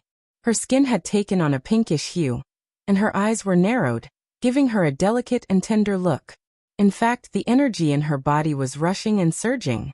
Like a puddle of heated nitric acid, the pinkish energy essence was crazily corroding and devouring the energy essence in Zhang's body. When facing a cultivator like Zhang, even if he was secretly restrained by the mystifying formation, as long as he sensed a tiny bit of killing intent towards him, he would immediately wake up. With the protection of the Cauldron of Yu, the Imperial Seal, and many other extraordinary treasures, with just a thought in his mind, no external force could ever hurt him. Only by using such a romantic tactic, using such a method of killing without spilling blood, could Zhang's formidable cultivation base be slowly whittled away. When his energy essence was completely depleted, no matter how strong he was, how could he, a dragon without muscles and bones, be a match for a mangy dog? Only such a dissolute trick could deceive a peerless hero like Zhang. Any other traps or ambushes would be the same as what happened to Xiangyu. As long as there was even a tiny bit of killing intent, they would not be able to hide from their senses. The romantic tactic of enchanting palace, the natural aura of heaven and earth from great Chu's ghosts and deities, as well as the natural energies from the surrounding mountains and rivers, had concealed all the unusual auras. That was the reason why the Daqin dynasty, which had countless experts and counselors, had suffered such a great loss. On top of that, Chu Ping had spent a great amount of effort and mental energy, using 36,000 ghosts and deities to construct a formation to conceal the heavenly secret, and even attacking Gigazi directly. If it were some other deadly trap, and if Chu Ping had not used his great divine ability to conceal the heavenly secret, once Zhang set out, Gigazi would have triggered a threat of the power of destiny, and would have given a warning in advance. It would not be so easy to make Zhang fall into the current predicament. The lady who was having sex with Zhang, Yu Ji, was the transformation of a 5-tailed heavenly fox with the strongest cultivation base in Enchanting Palace. And the one who had transformed into Yu Tan was the 6-tailed heavenly fox, one of the 5 demon kings of Meng Mountains, Su Meier. She had used all her power, and even used some of the ancestral spirit items of Enchanting Palace, to keep Zhang and Yu Yao pinned down here, putting Zhang into a very awkward situation where he could run out of energy at any time. Su Meier was hugging Zhang tightly, her body constantly welcoming his thrusts. As a 6-tailed heavenly fox, Su Meier had experienced at least 98,000, if not 100,000, members of the opposite sex. She had mastered all kinds of enchanting techniques to the acme of perfection. The bloodline of the 9-tailed heavenly fox was, after all, the evildoers under the heaven were the most skilled in enchanting the opposite sex. Even if you were a supreme human emperor, you could not keep the last thread of clarity in your heart before a 9-tailed heavenly fox. Many years ago, King Zhou of Shang was bewitched by a demon fox, and now, it was the same for Zhang. Su Meier's prime enchanting fragrance kept rushing into Zhang's body, like pouring oil onto a raging fire. It stimulated Zhang's innate energy, and made his nascent divinity to unleash its full potential. All these were illusions, like the illusions produced when one's spirit was stimulated after consuming some specific drugs. Amidst the amorous trap created by Su Meier, several thousand fox girls, and several 100,000 female ghosts, Ying Zheng's enormous innate energy was constantly being sucked into Su Meier's body, turning into her own cultivation base. High up in the sky, on top of the white clouds, a vague shadow of a six-tailed white fox could be vaguely seen. It was the manifestation of Su Meier's nascent divinity, as she could no longer control the demon energy that was growing rapidly in her body. On the white fox's buttocks, a new white tail was about to grow. Once the seventh tail grew out, Su Meier would immediately step into the ranks of heaven immortals. With her original cultivation base, together with Ying Zheng's enormous and pure dragon energy essence, it was more than enough to push Su Meier's cultivation base to the realm of heaven immortal. Sensing the magical transformation that was happening in her body, Su Meier clenched her jaws tightly. While letting out moans that could shake one's soul, she exercised the grand magic of Heavenly Fox, and kept plundering Ying Zheng's enormous energy essence. The many girls who stood around Ying Zheng had their fingers gently pointed at the vital acupoints on his body. Using an evil technique that could stimulate one's potential and stimulate one's blood essence, they had stimulated the flow of Ying Zheng's blood and energies by several dozens of times, causing the energies in his body to rush out at an even faster speed. Ying Zheng's body was shivering, and his face had begun to turn pale like a dead man. Chapter 261. The explosion did not hurt Wuxia at all, but the shockwave nearly made him cough out a mouthful of blood. His body was even thrown high up into the sky by the shockwave, and was thrown into the battlefield where Baiqi and his men were fighting fiercely. Baiqi, who was fighting with Fan Yuqi and Madare, trembled. Looking down at the Qin soldiers who had suffered a great loss, he roared furiously, "MOD! How dare you help Great Yin to kill my soldiers? In the future, I Da Qin will definitely wipe out your Taoist sect." He could only watch helplessly as he slammed into Baiqi. Meanwhile, behind him, those men of sacrifice who had pledged allegiance to some unknown person were still exploding themselves again and again. Each time, 3 to 5 human immortals of Jin Dan would explode themselves.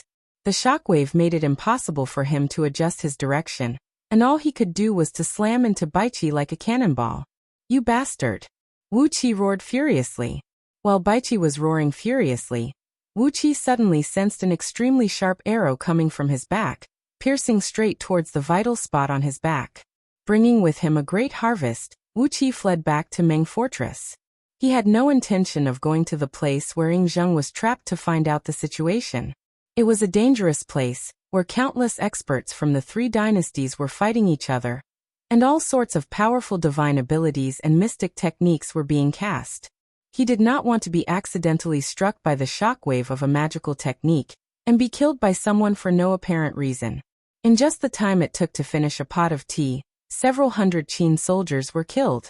Xiang Ta and Xiang Zhuang threw their heads back and let out a long cry, then brought their soldiers and charged towards another group of Qin soldiers in the distance. Bringing with him a stream of green mist, they came near the battlefield where Li Xian was fighting another group of Qin soldiers. Wu Qi stretched out his hand and pulled out 3 powerful talismans made by Earth Immortals of Heavenly Spirit Sect, using them to lock onto Li Xian's body. While Xiang Zhuang was thrusting his sword towards Li Xian was dodging the attack by leaping up into the air, drawing his bow and releasing an arrow to counterattack. Wu Qi flicked his finger and burned all 3 talismans into ashes in an instant. In the void, a red cloud that looked like a burning flame rapidly gathered from all directions. 9 consecutive deafening claps of thunder rang out. 9 balls of lightning that were so bright that it was hard to open one's eyes exploded on Li Xian's body. The explosion shattered all the armor on his body, and his body suddenly stiffened. Just as Wu Qi was about to counterattack, 4 blurry figures suddenly rushed to his side and self-destructed without hesitation. A huge explosion reverberated throughout the entire battlefield. A bright light shot up into the sky. The 4 figures who self-destructed were all human immortals of middle-grade Jin Dan realm. Baiqi and the other mighty generals and civil officials of Daqin dynasty, were awakened by the few Earth immortals who risked their lives to deliver the message. Right now, they were crazily attacking the direction of the hot spring. Without any delay, Wuxia leaned his body forward, curled up into a meatball, and rolled down from the mountainside. A blue sword, about 6 feet long and about the width of a finger, so thin that it was nearly transparent, sliced through Wuxia's back without making a sound. It was only a tiny space the size of a sesame seed, and Wuxia's skin would have been cut open. The long sword was glinting with a colorful gleam, and vaguely dipped in some liquid. Obviously, it contained some strange poison. Fan Yuqi and Baiqi were tangled in a fierce battle. Tian Guang was fighting against Wang Jian smilingly, and Yui was fighting against the skinny general who stood side by side with Baiqi and Wang Jian, a man with a high nose and sunken eyes. At the moment, 3 pairs of generals were fighting in the sky, while Yui was laughing and yelling, "Meng Ao? Meng Ao? You are also a famous general. Come, come, come, let us have a good fight." The speed at which Wuxia rolled down the mountainside was getting slower and slower, and there were a few times when the longswords nearly sliced through his body. Loud booms echoed out, and a large sheet of flame had blanketed the ground 10 miles in circumference. The power of each round ball was at least 20 times stronger than the most lethal heavy bomb Wuxia had ever seen on Earth. The destructive force produced by the explosion of just one round ball had blanketed the ground 1 mile in circumference. Hundreds of round balls exploded at the same time in a small area, and the tremendous shockwave sent several dozens of steel mammoths flying back into Great Yan's camp, crushing several thousand soldiers of Great Yan army to death. There were even some figures who were performing incantation gestures and scolding at Wuxia in a low voice. Strange ripples of energy came assaulting like a tidal wave, trying to freeze Wuxia's body in the air, making him unable to move. These strange machines should be the weapons of mass destruction created by the Jet Black sect. Sure enough, these weapons, which were created by combining the power of machines and Taoist puppets, possessed a mighty power. The power of those round balls was nearly equal to a full-force strike unleashed by a peak Jin Dan cultivator. Although several hundred round balls exploded at the same time, the captains of Qin army did not suffer any loss, but those elite soldiers of Qin army were either killed or wounded. The land tens of miles in circumference was filled with tattered corpses of Qin soldiers. "Li Xian, it's you again." Filled with resentment, Wuxia glared at Li Xian, who was fighting Xiang Ta and Xiang Zhuang with a bow in his hand. Then he twisted his body and borrowed the escape art of Greenwood to transform into a hazy green mist. Using the cover of the surrounding grasses and trees, he leaped toward the battlefield.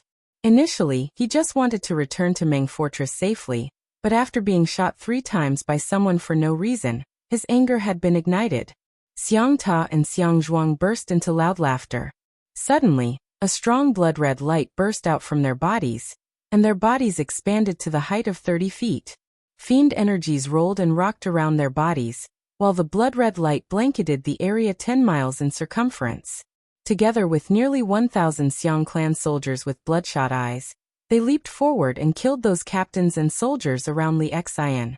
Both Xiang Ta and Xiang Zhuang were experts comparable to nascent divinity cultivators, so how could those Qin captains and soldiers be a match for them?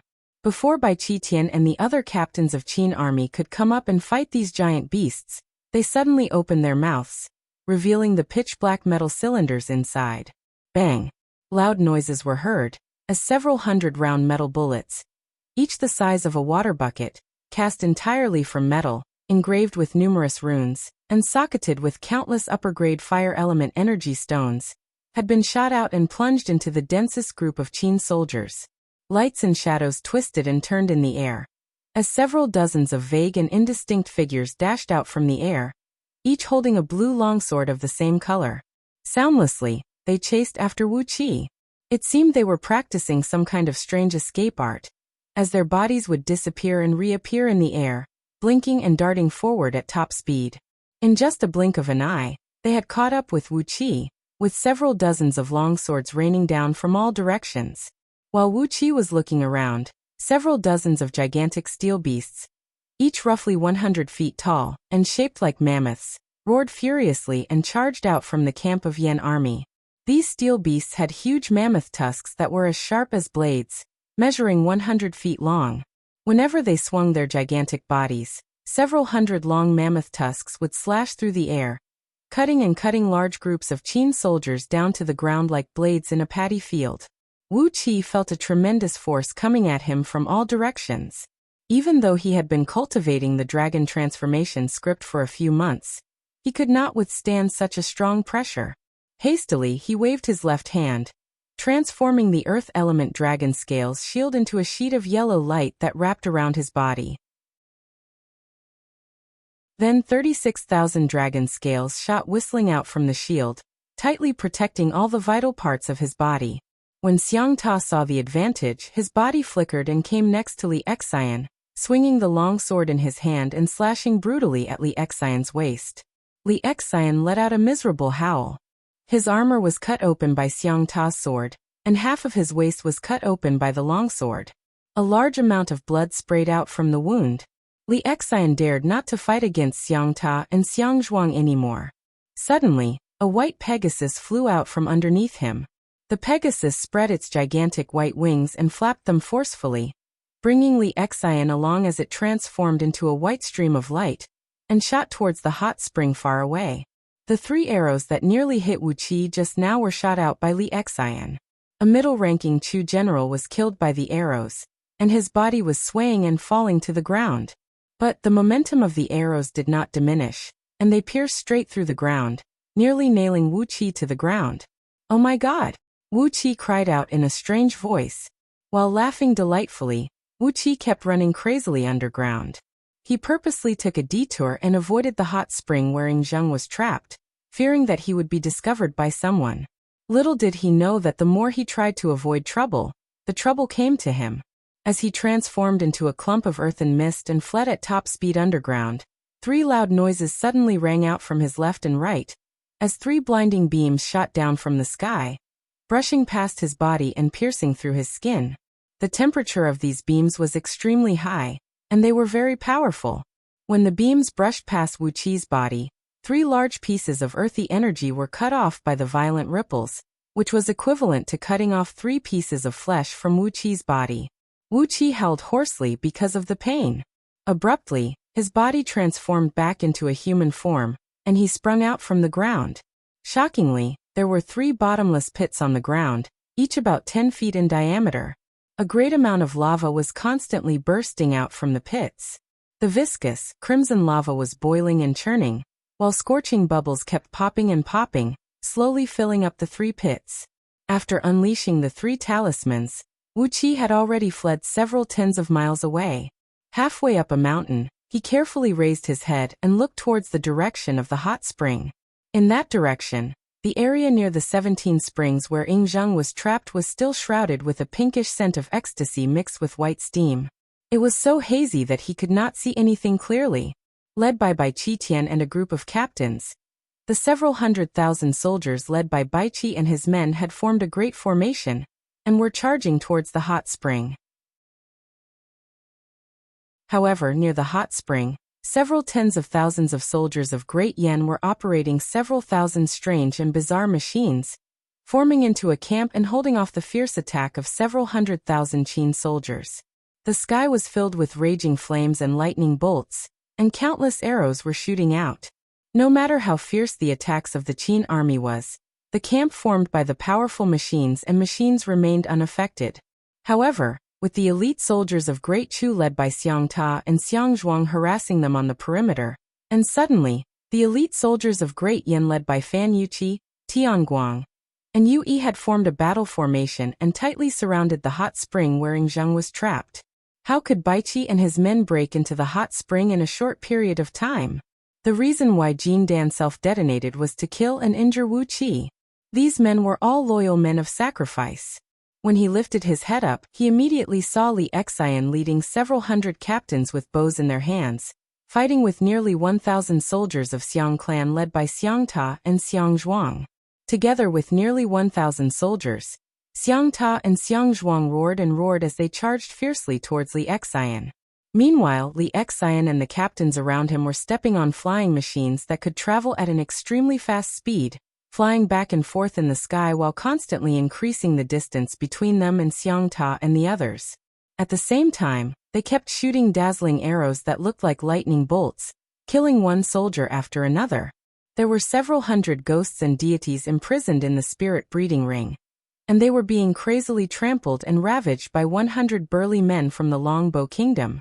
As long as these unlucky ghosts and deities were refined by the divine flame of order, they would be turned into the purest source of soul energy, nourishing Wuqi's soul and nascent divinity.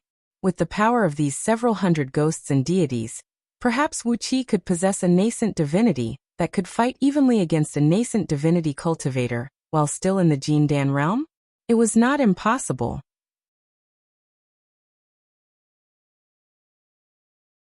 Chapter 262. Wuqi turned his head and gave the three ladies a look, then gave a deep look at Yu Ji, who acted as if nothing had happened. Hastily, he transformed into a stream of yellow mist and plunged into the ground. Lu Buwei had sent someone to assassinate Wuqi, and he had made it very clear. No one could find fault with him. So, as the left prime minister of Great Yin Dynasty, Lu Buwei should not kill the ministers of Great Yin Dynasty? Furthermore, Wuqi had killed his own granddaughter. So how could that be considered? Yin Dan did not say a word. There was no such national law in Great Yin Dynasty that restricted the usage of assassins. No matter it was Jingku, Tianguang, or even Qin Wuyang, they were all assassins. Unknowingly and imperceptibly, Great Yin Dynasty had developed a trend of raising assassins, a killing tool known as assassins. When there was a conflict between two clans, using assassins was the most direct way to resolve the conflict. While letting out a long and furious howl, Wuqi slammed his head into Baiqi from behind, who was fighting fiercely with Fan Yuqi. Dozens of human immortals of Jindan had self-detonated behind him, and the tremendous force of impact had made his speed incredibly fast. In just a blink of an eye, Wuqi had crossed over 100 miles of distance, and was now less than 1,000 feet away from Baiqi's back. Wuqi cried out helplessly. He looked at the dozens of vague figures behind him, then flicked his left wrist and shot out several hundred golden beams shaped like dragon scales, transforming into a stream of light and thrusting straight into Baiqi's back. Clang, clang, clang, clang, clang, clang, clang, clang, clang, clang, clang, clang, clang. Baiqi flicked his wrist. Each piece of the golden dragon scales weighed tens of thousands of kilograms, and each piece was terrifyingly fast. After hundreds of collisions, Baiqi could no longer hold his sword.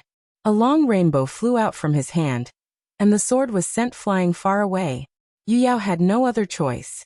The yellow light unleashed by the formation above her head instantly wrapped around her, transforming into tens of thousands of blades, spears, swords, halberds, and countless armors, blocking the attacks from Yu Tan and Yu Ji.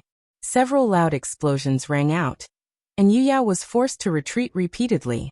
However, the two women did not show any mercy, and continued to launch attacks that were like a storm. Yu Yao was different from Yu Ji.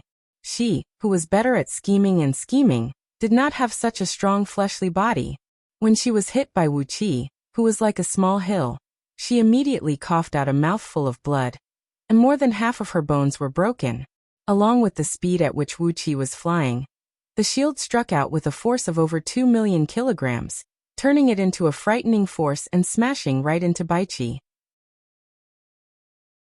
Baiqi's breastplate was shattered, and a stream of blood burst out from his mouth. He was thrown several tens of miles away in a sorry state, and was finally embedded into the cliff of a lofty mountain. Wuqi could not resist Yu Yao's attack at all. Like a yellow ball, he was knocked flying away by the flute. The tremendous impact made Wuqi tremble from head to toe, and he nearly threw up a mouthful of blood. Sister, Yingzheng is destined to die here today. Just let him go. Yu Tan chuckled, then swung the blade down viciously. The sword flew out of Baiqi's hand. Even though he had gone through hundreds of battles, he was taken aback. How dare you? How could this be? He cried out. Yu Yao cursed angrily.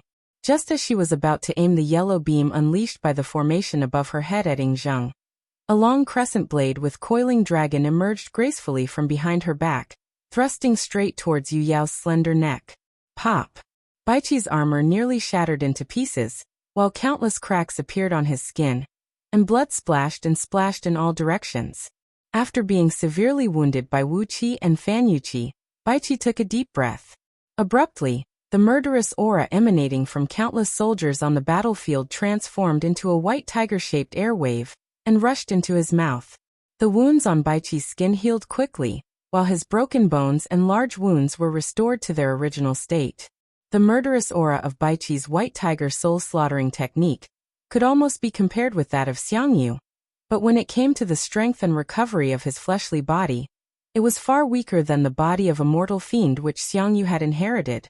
On top of that, Fan Yuqi's brute force was terrifyingly strong, and the two tiger-headed crescent halberds were both weapons of magical treasure level. With that, he had severely wounded Baiqi with ease.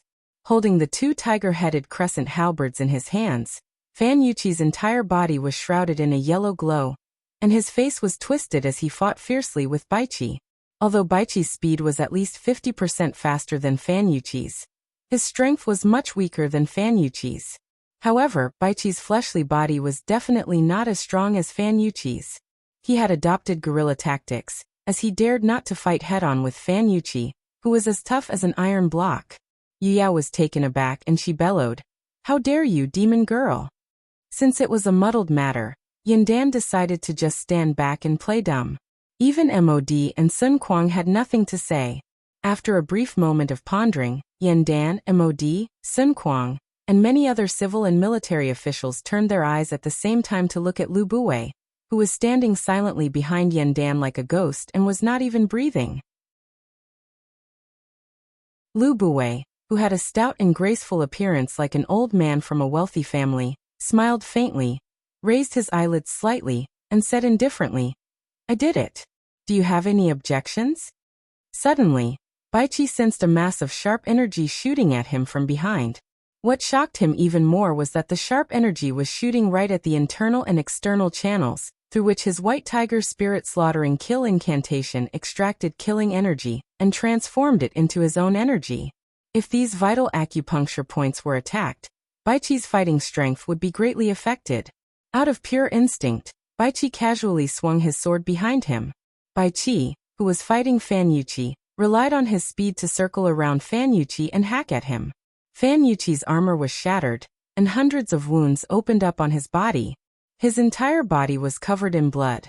However, as Fan Yuqi cultivated the earthly indestructible body, although his speed was slightly slower, his fleshly body defense was extremely strong. No matter how hard Baiqi hacked and hacked at him, he was only injured, but not killed. The injuries looked terrible, but in fact, they did not cause any fatal injuries to Fan Yuqi. Like a sharp blade, the fierce tiger tore through the wisps of pinkish and white mist in the air. Each of the dragon scales was extremely sharp, and because they contained a thread of innate earth element energy essence, constantly absorbing the earth element energy from the surrounding natural energy to replenish themselves, each of these dragon scales weighed more than 50,000 kilograms. The golden beams tore through the air and produced ear-splitting noises, shooting straight towards the 18 vital acupuncture points on Baiqi's back with an immense killing intent. Under the observation of Wuqi's mystic eyes of universe, these 18 vital acupuncture points were the passageways from Baiqi's back, which were constantly absorbing the killing energies from the surrounding. Watching from afar, Yandan and all his ministers were startled by the sudden appearance of Wuqi, especially when Wuqi showed up in such a bizarre way. Like a cannonball, he shot towards Baiqi, while several dozens of human figures were chasing after him, hacking at him with swords. From time to time, a few human figures would self-detonate behind him. Furthermore, all those who self-detonated had the cultivation base of Jin Dan's human immortal realm.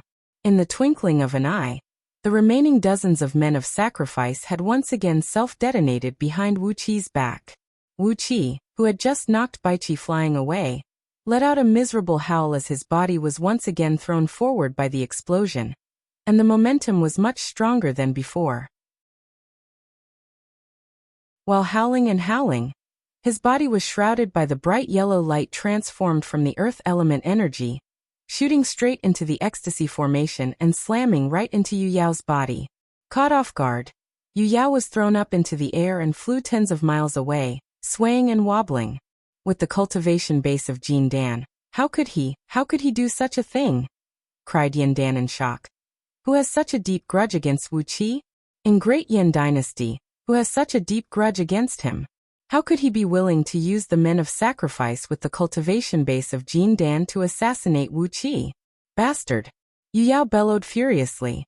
The jade flute emanated a sheet of green light and smashed forcefully onto Wuqi's body. Just as his chest heaved up, Baiqi cried out sternly, "Your Majesty Empress, wake up now! The situation is critical. Wake up now!" A cold gleam shot out from Lu Buwei's eyes, and for a moment, he was emanating a threatening aura.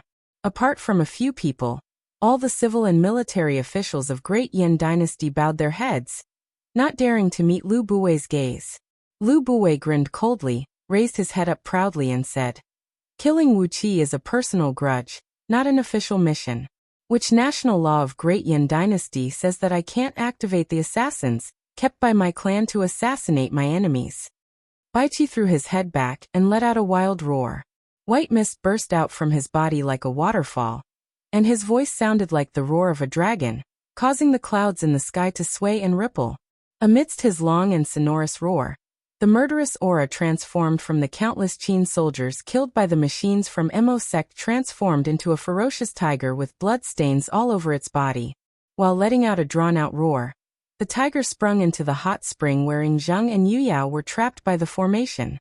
Then he waved the jade flute, and a tune as clear as the cry of a phoenix rang out.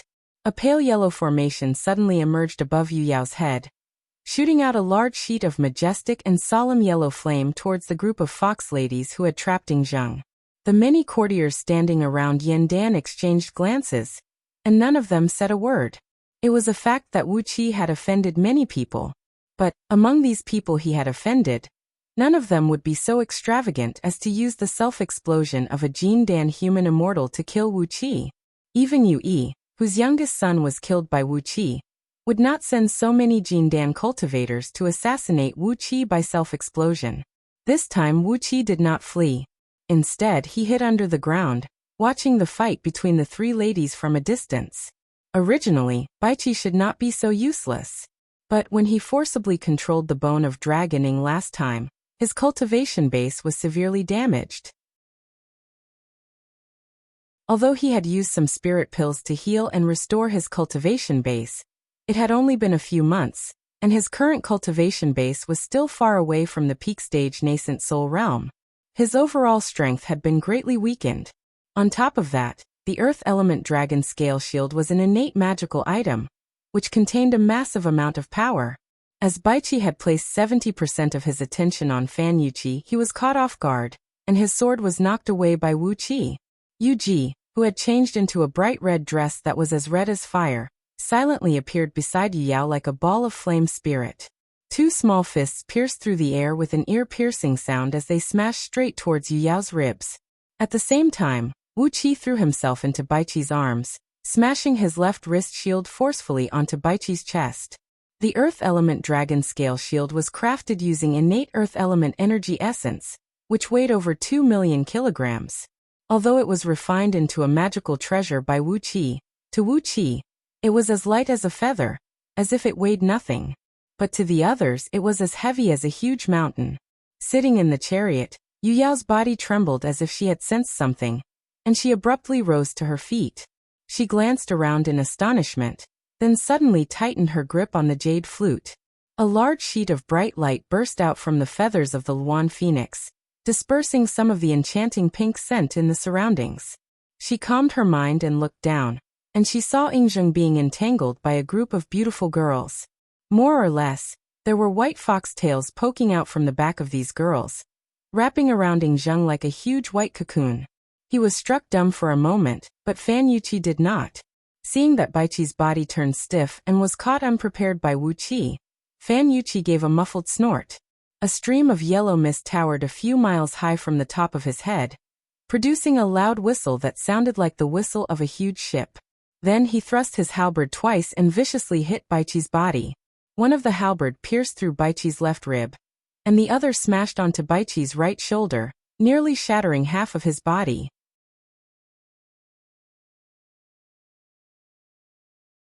Chapter 263. A long, shrill, and extremely anxious bugle call was heard coming from afar. Troops of Qin soldiers were seen treading on wing-shaped magical items, approaching at top speed from the place where the heaven and the earth met, like dark clouds that blotted the sky and blotted the earth. The man who led the Qin army was Ing Ziying. The 8 crocodiles hovering above his head let out deafening dragon roars, while the spears held in their hands sprinkled with specks of golden light. Wherever they went, they would wipe out all who stood in their way. No matter it was the elite soldiers of Great Yan or the mighty soldiers of Great Chu. As long as they were soldiers or captains who stood in Ing Ziying's way, they would have their throats pierced by his spear. Within 10 miles of where Ing Ziying went, not a single enemy was left alive. Countless spear beams pierced through the sky, and countless elite soldiers of Great Chu and Great Yan fell to the ground with blood spraying out from their mouths. None of them could withstand even one round of attack from Ing Ziying's spear. Looking at Ing Ziying, who was charging towards them with a towering murderous aura, Jingke pulled out a dagger and said coolly, "Let me kill this kid." Qin Wuyang licked his lips and said in a cold voice, "Don't fight with me this time. No matter what, Ing Ziying was once the king of Qin. It will be satisfying to kill him."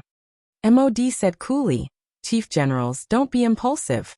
There is no need for you to strike yet."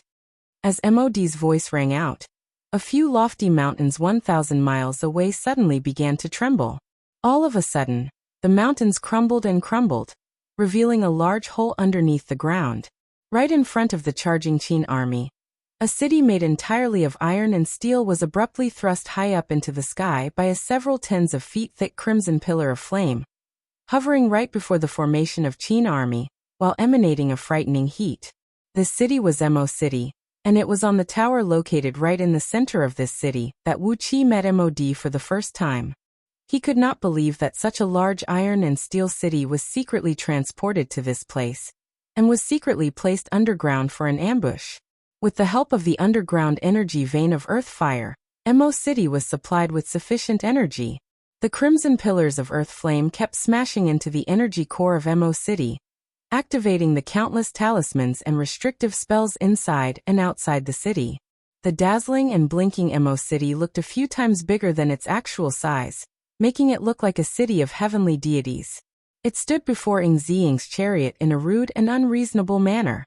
Along with the appearance of Mo City, numerous rocks were moved away from the surrounding mountains, while numerous disciples of Mo's sect pushed one huge machine after another out from the caves beneath the rocks.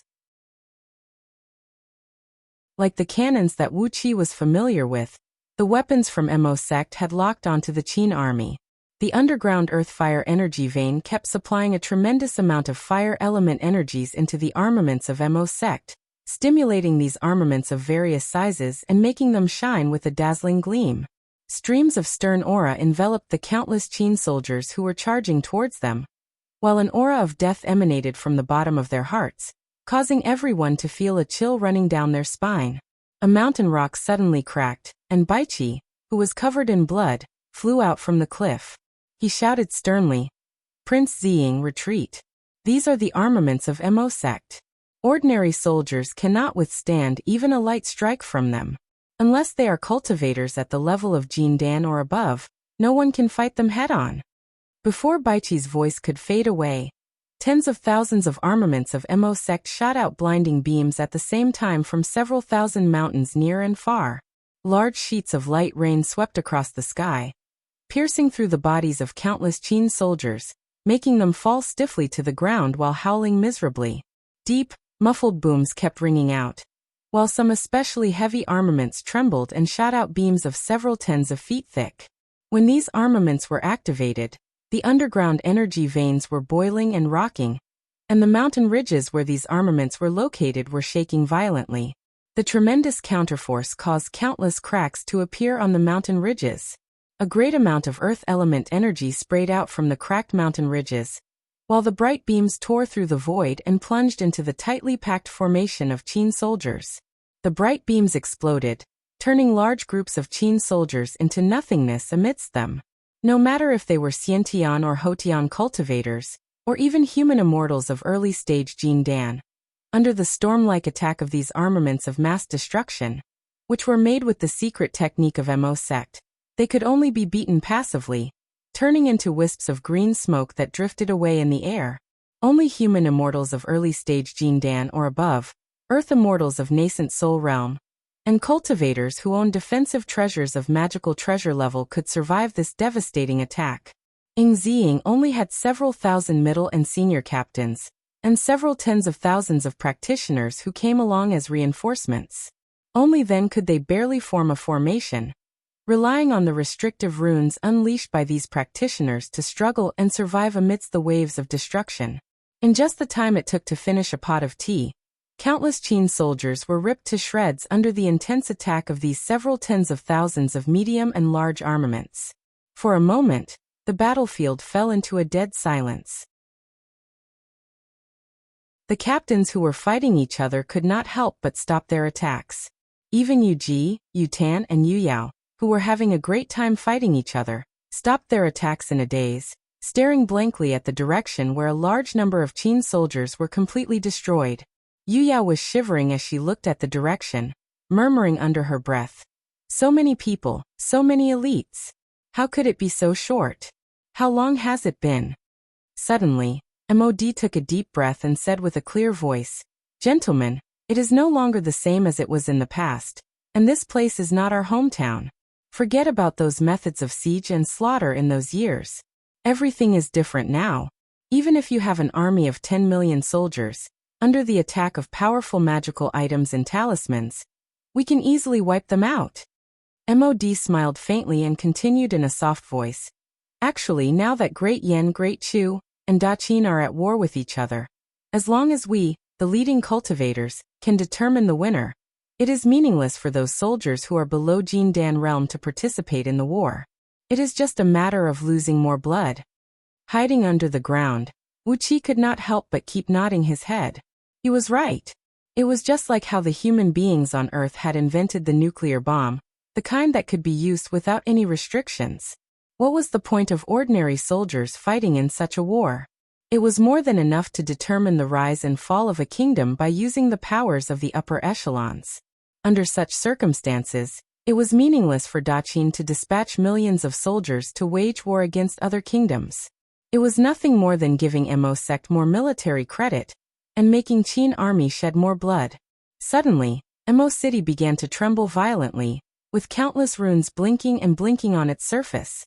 Accompanied by a deafening rumble, the column of earth flame that rushed out from the ground suddenly expanded to 1,000 feet in diameter, while an enormous amount of earth flame energy kept rushing into Mo city. Then, a light cry was heard coming from the top of Mo city. A section of the city wall facing Ying and his men slowly slid to two sides, revealing a pitch-black metal cylinder that glinted with a dazzling light. The energy equivalent to all the energies possessed by 100 peak-stage nascent soul earth immortals was gathered in the cylinder. After that, it transformed into a violent thunderbolt, whistling out from the cannon and smashing right into the center of the defensive formation deployed by Ying and his men. The thunderbolt was less than 10 feet in diameter, yet it contained all the energies possessed by 100 peak-stage nascent soul earth immortals. It tore through the defensive formation effortlessly, pierced through the bodies of several hundred Qin generals and practitioners, and burned them into wisps of ashes in just a blink of an eye. The thunderbolt did not lose its momentum. It went straight through the formation, traveled over 1,000 miles, and plunged into a mountain range off in the distance. A blinding light shot out from the horizon, and amidst the blinding light, a large patch of the mountain range turned into nothingness in just a blink of an eye. Ying was careless, and the thunderbolt brushed past his body. He gave a muffled snort as a large piece of muscle on his shoulder was charred, and his body was knocked flying far away by the tremendous force contained in the thunderbolt. Suddenly, he coughed out a mouthful of blood, which was filled with blinking electric arcs. Ying stared blankly at the Mo city before him, as well as the countless war machines of Mo sect in the surroundings. He could not say a word for a long while. The timing, the geographical location, and the combination of manpower, Great Yen and Great Chu had occupied all the advantages. On the other hand, because of Ing Zheng's reckless advance, Daqin had fallen into the most embarrassing situation. When the ferocious claws of Mo's sect were completely exposed, the mighty army of Daqin, who had once unified the world over 2,000 years ago, was so weak that it could not even withstand a single blow. Just as Mod had said, the times had changed, and so had the people. Even if there were several 100 million ordinary soldiers, they were just cannon fodder. Nowadays, in the struggle for hegemony among all the kingdoms, the winner would be determined through cultivators with profound cultivation base. Not to mention those ordinary soldiers below the realm of Jindan. Even cultivators of Jindan realm did not have the qualification to join the struggle that would decide the fate of a kingdom. Mod had used a bloody fact to give Yandan and Chu Ping, who were present at the scene, a most realistic lesson. The war now was completely different from the war in the past. Yandan took a deep breath, gave Mod a look of utmost reverence, and said, "Ing Ziying, bring the rest of the men and retreat.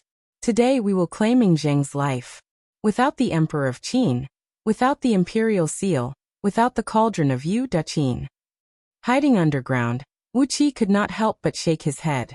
Without the Emperor of Qin, Ing Zheng, without the Imperial Seal, and without the cauldron of Yu, would Daqin still be the Daqin? All of a sudden, a wild and long laugh rang out. "Cut the bullshit.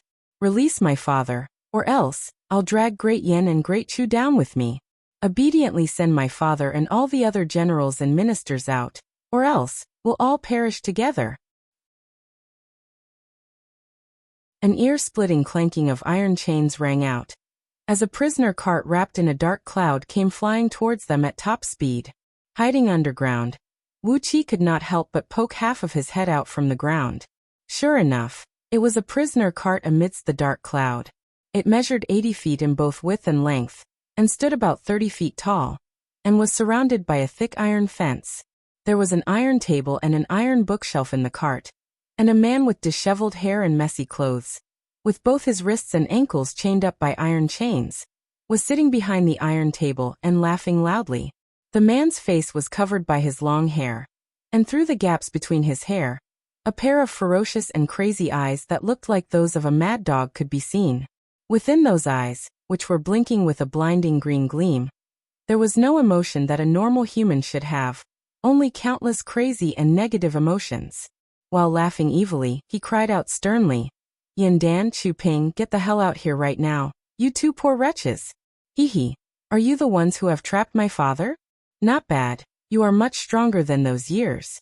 TSK, I really want to chop off your heads and use them as urinals." Chu Ping, his face pale and body drenched in sweat, suddenly appeared right next to Yandan. He said in a low voice, "Gigazi possesses an unfathomable cultivation base, and he has broken free from Chu Ping's restraint. I don't know where he is now." Yandan gave Chu Ping a startled look, then said in a low voice, "Don't worry, the outcome has been decided. In just a moment, all the energies in Ing Zheng's body will be devoured by the master of Enchantment Palace, and his soul is destined to perish today. No one can save him." Taking a deep breath, Yandan asked in a loud and clear voice, "Who are you? How dare you speak such arrogant words?" The prisoner chariot flew to the front of Mo City, laughing wickedly as he said, "I'm the Prince of Sin of Great Qin, Huhai. Hee, I'm sure all of you have heard of my name. Release my father, or else the 23 kingdoms to the west of Great Yin Kingdom will all sink, and all the people will die in an instant." Wuxia shuddered, then abruptly leaped out from under the ground and cried out, "What did you say, Huhai?" Yandan shuddered as well, and he roared furiously, "What have you done, Huhai?"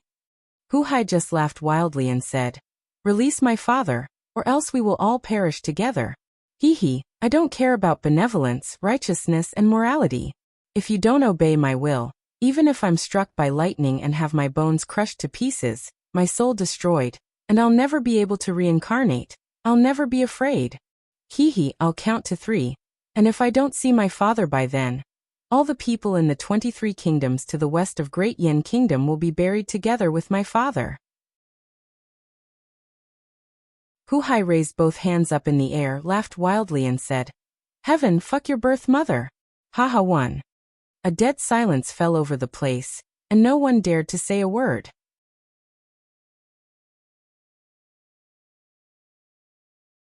Chapter 264. The several dozens of fox girls in the hot spring slowly dispersed, revealing Yingzheng and Su Meier. Yingzheng, whose skin was as pale as snow, was barely breathing. He was lying on the back of a huge six-tailed fox, and his body was twitching unnaturally. After hearing Yandan's order, Su Meier, who had transformed into her true form of a white fox, coiled up Yingzheng with her two long tails and slowly threw him into the hot spring nearby.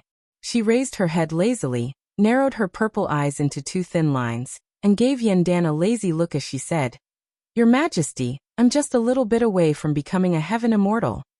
While the word 3 was still lingering on the tip of Hu Hai's tongue, Yandan had already waved his hand with a gloomy face and said, "Send off your Majesty, Yingzheng."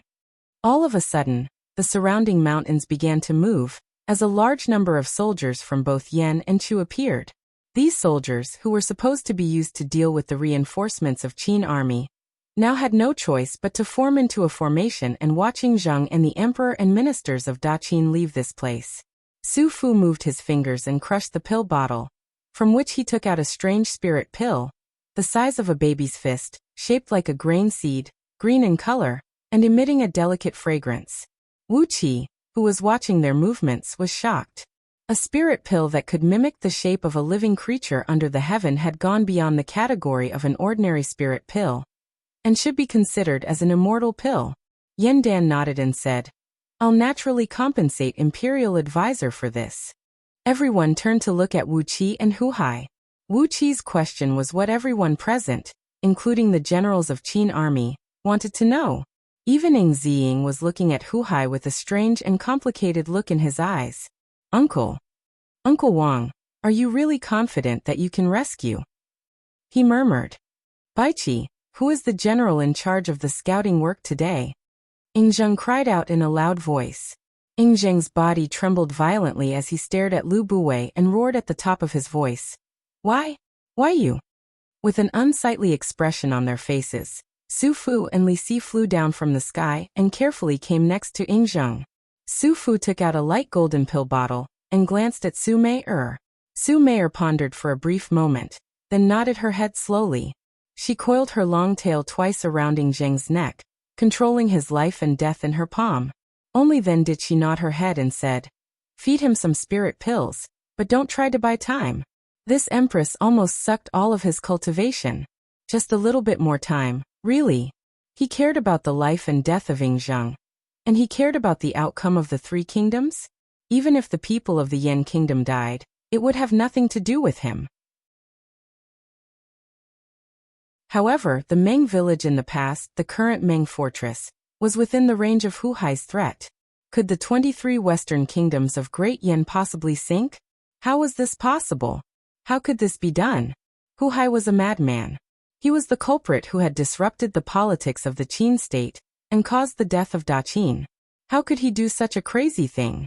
After talking for a while, Hu Hai became a little impatient. "Release my father. Or just let those 23 kingdoms be buried with my father. Brother Hu Hai is still in Xianying. Even if the emperor is changed, Daqin will not collapse. Release him, or not, I'll count to 3. As Hu Hai roared, a mountainous area tens of thousands of miles in circumference behind Yandan and others suddenly collapsed. A huge mountain ridge, together with several outposts of Great Yan, sank into the ground at the same time. A tremendous tremor came, and the collapsed mountain ridge formed a pit that was about 100 miles deep. A great amount of underground water spewed out of the ground and slowly poured into the pit. The sun was shining high up in the sky, and the sunlight shone straight into the pit. The bottom of the pit was sparkling, and it was a beautiful scene of lakes and mountains. Hu Hai took a deep breath and said slowly, "Tell those foxes to stop and release my father, or else." Baiqi turned around abruptly. A few beams of light had already flown up from the Qin army's camp and quickly joined Great Yan's army. With great reverence, the few Qin generals knelt to Lu Buwei, who stood behind Yandan, and said in a booming voice, "We offer greeting, Patriarch." Hu Hai laughed in a deep voice. Suddenly, a thick layer of black mist spread out of his body like waves, wheeling rapidly around him. All of a sudden, The shrill howls of demons rang out, and the black mist around Huhai turned into a black ocean that measured about 100 miles in circumference. Numerous black lotuses began to grow rapidly from the ocean. The leaves of the black lotuses were swaying in the wind, and the lotuses were blooming slowly. On each black lotus the size of a bowl, there was a small fiend statue sitting cross-legged, with a ferocious-looking face and a wheel of bright black light hovering behind its head. Lu Buwei looked at Ing Zheng with a complicated expression. After a long while he said coolly, "3 of my sons were captured alive by Great Yin. For them I have become the left prime minister of Great Yin, king of Wuxian." Huhai laughed strangely. As he was about to say something, a water column suddenly shot up into the sky from the dark river in the distance. Wanying Dragon King's body was badly burned, and his skin and flesh were still smoking. He roared out with a stern voice, "Someone has taken control of Longyuan River, Dark Dragon River, and Coiling Dragon River, the 3 main water veins in the eastern part of Meng Mountains. The Dragon Kings of Dark Dragon River and Coiled Dragon River have sent me a letter through the water channel, saying that the few cores of the earth veins in Great Yan's territory where their tributaries flow through are also under someone's control." The strange laughter rang out again, and Huhai said in a deep voice, "I don't think I need to say more, do I? What I'm cultivating is the divine ability of Earth Fiend of Great Constellation and Great Constellation. I have the strength of millions of fiend gods and fiends in my body, and I can control all the earth veins and water veins. Hehe, the underground earth veins of Great Yen are not guarded by any treasure, and I can easily control them. With the earth veins in my hands, isn't it a piece of cake to sink the land tens of millions of miles wide?" Ing Zheng pondered for a while, then smiled and said, "Chu Ping has used the art of ghost deity to prevent old Mr. Gigazi from foreseeing my dangerous situation. Someone among the generals of Daqin has been bribed. Otherwise, I would have sent out a great number of scouts before I came here, and they would have found some clues." Huhai gave Ing Zheng a look, who had half of his body soaked in the hot spring, and once again let out a disturbing laugh. "Su Fu Li Si, give my father a life-saving spirit pill first," he said in a deep voice. "What did you advisors eat when you were growing up? How could you put my father in such a perilous situation? Hehe, I really should have killed your entire clan. Especially the hundreds of millions of common people of the 23 dynasties. If they were killed because of his wrong decision, just the enormous karma alone, as well as the inner demons that Yandan had stirred up because of it, would make him doomed eternally, and it would not take long before he was completely devoured by the enormous karma." Yandan and Chu Ping's faces darkened. They wanted to ask the same question, but for the sake of the dignity of the emperor, how could they accept Huhai's threat? The fact that Wu Qi had jumped out and asked the question was exactly what they wanted. They did not say a word, but just fixed their eyes on Huhai in the distance. Chu Ping was in a better condition, and his expression was calm. But Yandan was so nervous that cold sweat kept breaking out from the nape of his neck, flowing down his back like a stream. Yandan's face turned pale in an instant, while all the military officers of Great Yin slowly retreated, breaking away from the contact with the Qin generals. Tian Guang, Fan Yuqi Yue, and the other generals exchanged glances with each other in panic. It seemed that this Huhai was not just trying to scare them, and he was not talking nonsense. "Yes," replied Yandan in a low voice. Su Meier nodded. Suddenly, one of her long tails tightened and shrunk to the size of a child's arm. At the end of it was a sharp silver spear, which was pressed tightly against the vital spot between Ing Zheng's brows. She giggled and said, "Huhai, if you can't tell me the cause and effect that will satisfy me, I'll just have to do this lightly, and Ing Zheng will become a dead man." Chu Ping's body trembled as well. Using the quickest speed he could mutter, he said in a low voice, "I have no idea what kind of fiend cultivation technique this Huhai is cultivating. Chu Ping is able to communicate with ghosts and deities under the heaven and earth, but before he could figure out what exactly happened to the mountain ghosts and deities in the collapsed mountain ridge, the mountain ridge suddenly collapsed. Ing Zheng's body trembled, and he struggled to jump up. But with a flick of Su Meier's tail, how could Ing Zheng, who had suffered a great loss of energy, move? Cold sweat broke out from Wu Qi's forehead. More and more cold sweat was breaking out from Yin Dan's body.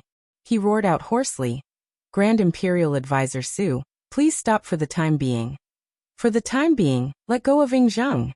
Carefully, Li Si pried open Ing Zheng's jaws, and Su Fu gently placed the pill into Ing Zheng's mouth. Then he covered Ing Zheng's mouth with his hand, and a sizzling noise could be heard coming from Ing Zheng's mouth. The pill was vaporizing, quickly flowing through Ing Zheng's mouth and esophagus into his stomach, then circulating through his entire body. It made his skin take on a greenish hue, like that of a willow tree that had just sprouted in spring, filled with vigorous life force. In just the time of a few breaths, Ing Zheng suddenly took a deep breath and slowly opened his eyes. His entire body was shrouded in a dark mist, from which 6 shadows of flood dragons, which were extremely dim and looked as if they could be destroyed at any time, slowly revealed themselves. Ing Zheng narrowed his eyes, using his divine will to sense the condition of his body and the surrounding situation. Suddenly he laughed aloud and said, "Yin Dan Chu Ping, have you joined hands and schemed against me?" Standing on top of a cloud, Wuxia cried out sternly, "Cut the crap! Hu Hai, what trick did you use? 23 kingdoms to the west of Great Yen have a territory that stretches for tens of millions of miles. How could you let them sink at the same time?" Baiqi was so angry that he leaped and roared, while Ing Zheng turned to look at Lu Buwei. When he laid his eyes on Lu Buwei for the first time, his body could not help but tremble, and his entire face began to twitch. Lu Buwei narrowed his eyes and gave Ing Zheng a look. Suddenly he breathed out a deep sigh and said, "So many people have joined hands to deal with you, but they still failed to kill you. Your Majesty, you are much stronger than those years." The pill was shaped like a seed of a grain, and it was green and translucent, hiding a delicate fragrance. Obviously, it contained a miraculous life force, the kind of pill that could prolong one's life and replenish one's prime energy. The divine ability of great and small constellations Earth Fiends? Wu Qi memorized the name of this divine ability. There seemed to be a similar inherited cultivation technique in Scroll of Stealing. However, the cultivation technique did not focus on destroying the underground energy veins. Instead, it focused more on controlling the underground energy veins, using the power of the underground energy veins to break all kinds of defensive formations, and tracking all kinds of natural treasures by following the underground energy veins. Yin Dan dared not to bear the loss of the lives of the people of 23 kingdoms. Hu Hai could go crazy and kill at all costs, but he Yin Dan dared not. Hu Hai's mental state was not right. Obviously, he had gone crazy, but Yin Dan was still a normal person. These fiends had ferocious and frightening faces, and the aura emanating from them was evil and filthy. But they were sitting cross-legged, their palms locked into lotus incantations and placed before their dantian, while slowly reciting scriptures that advised people to do good deeds. Tens of thousands of little fiends were reciting scriptures at the same time, advising people to be filial to their parents, to love their brothers, to respect their teachers, and to respect the heaven and earth. In Meng Village, there were Wu Qi's saviors, his first group of friends and brothers in this world. He could not let them perish together with the 23 kingdoms that sank to the bottom of the continent. Stepping on a cloud, Wu Qi flew up into the sky and roared with all his might. "Hu Hai, tell me, what evil method did you use? How did you make the 23 kingdoms sink to the bottom of the continent?" As Ing Zheng's chariot flew away, Yin Dan and Chu Ping breathed out a long sigh together and said, "From now on, there will be too many troubles." Great Yin was the foundation he had built with his own hands. If the 23 Western kingdoms really sank to the bottom of the continent in an instant, Yin Dan would never be able to forgive himself.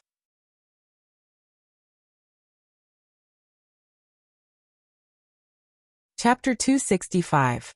The defense of Meng Fortress was so tight that it even made the current Wu Qi feel troubled. Chu Ping stayed in Meng Fortress, personally modifying the defense and early warning system of Meng Fortress. One after another, countless wild mountain ghosts and deities stood side by side, back to back, from the sky all the way to the ground, forming a huge sphere that firmly sealed the entire Meng Fortress. In the face of such a shameless defense, Wu Qi could only sigh helplessly. With his current cultivation, no matter how miraculous his innate movement technique was, It was impossible for him to pass through the bodies of these mountain ghosts and deities without being noticed. In the later parts of Scroll of Stealing, there were even more magical escape arts that could achieve this, but it was not something that Wuxia could perform with his current strength. The resentful Wuxia hated the feeling of being trapped in a cage. He simply told Lu Chengfeng about it, and moved to the mountain peak outside the city guarded by the heaven-splitting swordsmanship sect. At least, the restriction in the forest that the heaven-splitting swordsmanship sect was responsible for defending could not stop Wuxia from coming in and out at will. Ever since he failed at the last step during the day, and was forced to letting Zheng go. Thus, under the anxious presence of Yan Dan and Chu Ping, all the important ministers of Great Chu and Great Yan had gathered together, discussing how to deal with the problem of Daqin. The two countries were not afraid of Daqin's army and cultivators. However, Huhai's great and great constellation Earth demons were impossible to guard against. Once he succeeded, the lives within a radius of 10 million miles would be plunged into misery and suffering, and the people of both countries would suffer heavy casualties. They had to come up with a complete countermeasure. Therefore, Yan Dan and Chu Ping summoned all the ministers, and began to come up with various countermeasures. The officials attending the secret conference were too high in rank. Wuxia did not qualify to attend. He did not have the time to deliver the books he had taken from Zhang Yi. Nowadays, Wuxia had become more and more careful for the cultivation techniques of Great Qin's generals, unless he handed them over to Yan Dan himself, and let Yan Dan personally mark his contribution. He would rather keep them in his hands than hand them over to him through some unreliable people. Since Lu Buwei could plant his disciples among the generals of Qin army, what about Great Yan army? Wuxia was not willing to take the risk. Standing on the peak of the mountain, Wuxia was looking down at the countless wild ghosts and deities in the sky above Meng Fortress. He could not help but have his lips drawn together. Activating the mystic eyes of universe, he could see countless ghosts and deities densely covering the ground, forming a dense line of defense. These ghosts and deities wandered back and forth, their deity spiritual qi causing the moonlight in the sky to fluctuate violently. The moonlight was hazy and constantly created thousands of ripples. It illuminated the surrounding forest and made it seem like a dream or an illusion. The disciples of Heaven-Breaking Sword sect who were on night duty were talking and laughing in low voices. During the last few days of war, Heaven-Breaking Sword sect was not sent to the front line. Now that Ying Zheng was severely wounded, and Qin army would not launch an attack for a long time, the situation of the war had suddenly become relaxed. Therefore, the disciples of Heaven-Breaking Sword sect were in the mood to talk and laugh. While Wuxia was looking around, he suddenly saw the city gate of Meng Fortress open tens of miles away. Yu Ji, clad in a red robe and looking like a ball of raging flame, was seen drifting out of the fortress, escorted by a troop of armored soldiers. After that, she summoned a cloud and flew towards the southern forest. Wuxia pondered for a brief moment, then abruptly transformed into a clump of green mist and blended into the surrounding forest, chasing after her at lightning speed. She was his first woman. Wuxia could not accept the way she treated him. Since the war had stopped, and he had some free time, Wuxia decided to have a good talk with her, and find out the reason why she did that. The cultivation technique she was cultivating, the innate energy essence she had condensed in her body, was she going to give it up just like that? Xiangyu was her lover, and she did not want to leave this innate energy essence to him. What was the reason behind this? With the nourishment of this innate energy essence, perhaps Xiangyu could escape the calamity of demonization, and perhaps he could step into the realm of heaven immortal. However, she chose to have a one-night stand with Wuxia, and gave up this innate energy essence for nothing. If not because Wuxia was cultivating with a rare innate cultivation technique, this innate energy essence would have been completely wasted. The celestial technique of goddess Xian cultivated by Yu Ji was a profound and unpredictable one. Not only could her fleshly body defend against blades and swords, she was also unafraid of water and fire, and the speed of her cloud was extremely fast. There was a troop of about 1,000 armored soldiers escorting Yu Ji. Beneath their feet were some jade talismans, which could increase their flying speed. However, even with the help of the talismans, and their cultivation base was not low, They were still left far behind by Yuji after flying for tens of miles. In just a blink of an eye, they could no longer catch up with her. No matter how impatient these armored soldiers were, and how they burned their blood essence to keep flying, Yuji's flying speed was simply too fast. How could they possibly catch up with her? Yuji's speed was frighteningly fast.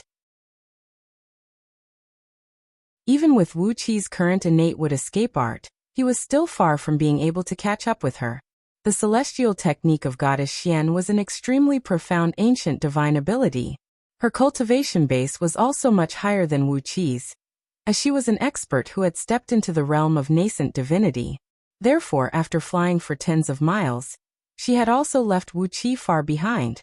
Fortunately, there were all kinds of mystic techniques in Scroll of Stealing. Wuxi clenched his teeth and made up his mind. He simply exercised the mystic technique of burning his blood, which he could only use when he was fleeing for his life. His speed increased by 10 times, and only then did he barely manage to catch up with Yuji's cloud. Sensing the rapid burning of blood essence in his body, Wuxi could not help but have an urge to cry, but no tears would come out. During the day, in order to luring Zheng into the trap, he was severely wounded by the flying swords, and he had yet to receive the reward promised by Yan Dan and Chu Ping. Now in the middle of the night, in order to chase after Yuji, he had to burn his blood essence and risk his life. If not for the fact that the chariot of 8 horses was too magnificent, and would attract too much attention in the middle of the night, Wuxi would have activated the chariot and used it as his mode of transportation. After chasing after her for several tens of thousands of miles, when Wuxi was so tired that he nearly threw up blood, Yuji suddenly stopped the cloud and turned into the side of a lofty mountain. At the foot of this lofty mountain, several thousand elite soldiers were seen flying the banner of Xiang. On the side of the mountain, there was a huge cave entrance, from which a great amount of murderous blood aura was spraying out. Wuxi panted for a while outside the cave entrance, swallowed a few drops of dragon blood essence to replenish his energy, and swallowed 2 demon cores to replenish his energy. Only then did he carefully exercise the escape art of innate earth element, and sneak into the cave. The cave was heavily guarded as well. From the entrance all the way to the bottom of the cave, all the way was guarded by elite soldiers of Xiang clan, clad in heavy armors and shrouded in roiling fiend energies. These elite soldiers were much stronger than those elite soldiers of Xiang clan outside the cave. Basically, all these elite soldiers he met along the way had formed fiend pearls in their bodies, and their cultivation base was comparable to nascent soul cultivators. After traveling along the long cave for a while, Wuxi came to the end of the cave. It was a cave about 1 mile in circumference, and right in the middle of the cave was a huge pit dug out by human hands. A great amount of blood essence of demon beasts was poured into the pit, filling the air with a pungent smell of blood. Xiang Yu's fleshly body had recovered, and he was now standing in the pool of blood, with only his eyes showing. Vaguely, countless tiny vortexes were formed in the blood pool, and the natural energies in the surroundings were constantly being sucked into these vortexes, slowly injecting into Xiang Yu's body. The banner of Qiyu was hovering above his head. On the banner, countless ferocious celestial fiends were waving their weapons and letting out soundless cries. Xiang Ta, Xiang Zhuang, and several dozens of burly men were standing right next to the blood pool.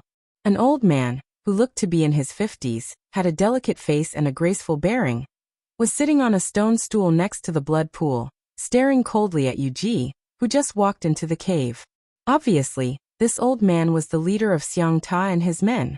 When they saw Yuji, although their eyes were about to burst into flames, and the hot-tempered Xiang Zhuang even had his palm pressed on the hilt of his sword, the old man did not say a word, and neither did any of them make a move. The old man did not move, the people of Xiang clan did not move, and even Xiang Yu, who was soaking in the blood pool, remained motionless. Clad in a blood-red long dress, Yuji walked slowly to the edge of the blood pool. She looked at Xiang Yu, who was soaking in the thick blood pool with only his eyes exposed. Suddenly, she laughed coldly and said, "Do you hate me, resent me, or want to kill me?" The old man cleared his throat and was about to say something, but suddenly, Xiang Yu's deep and powerful voice rang out.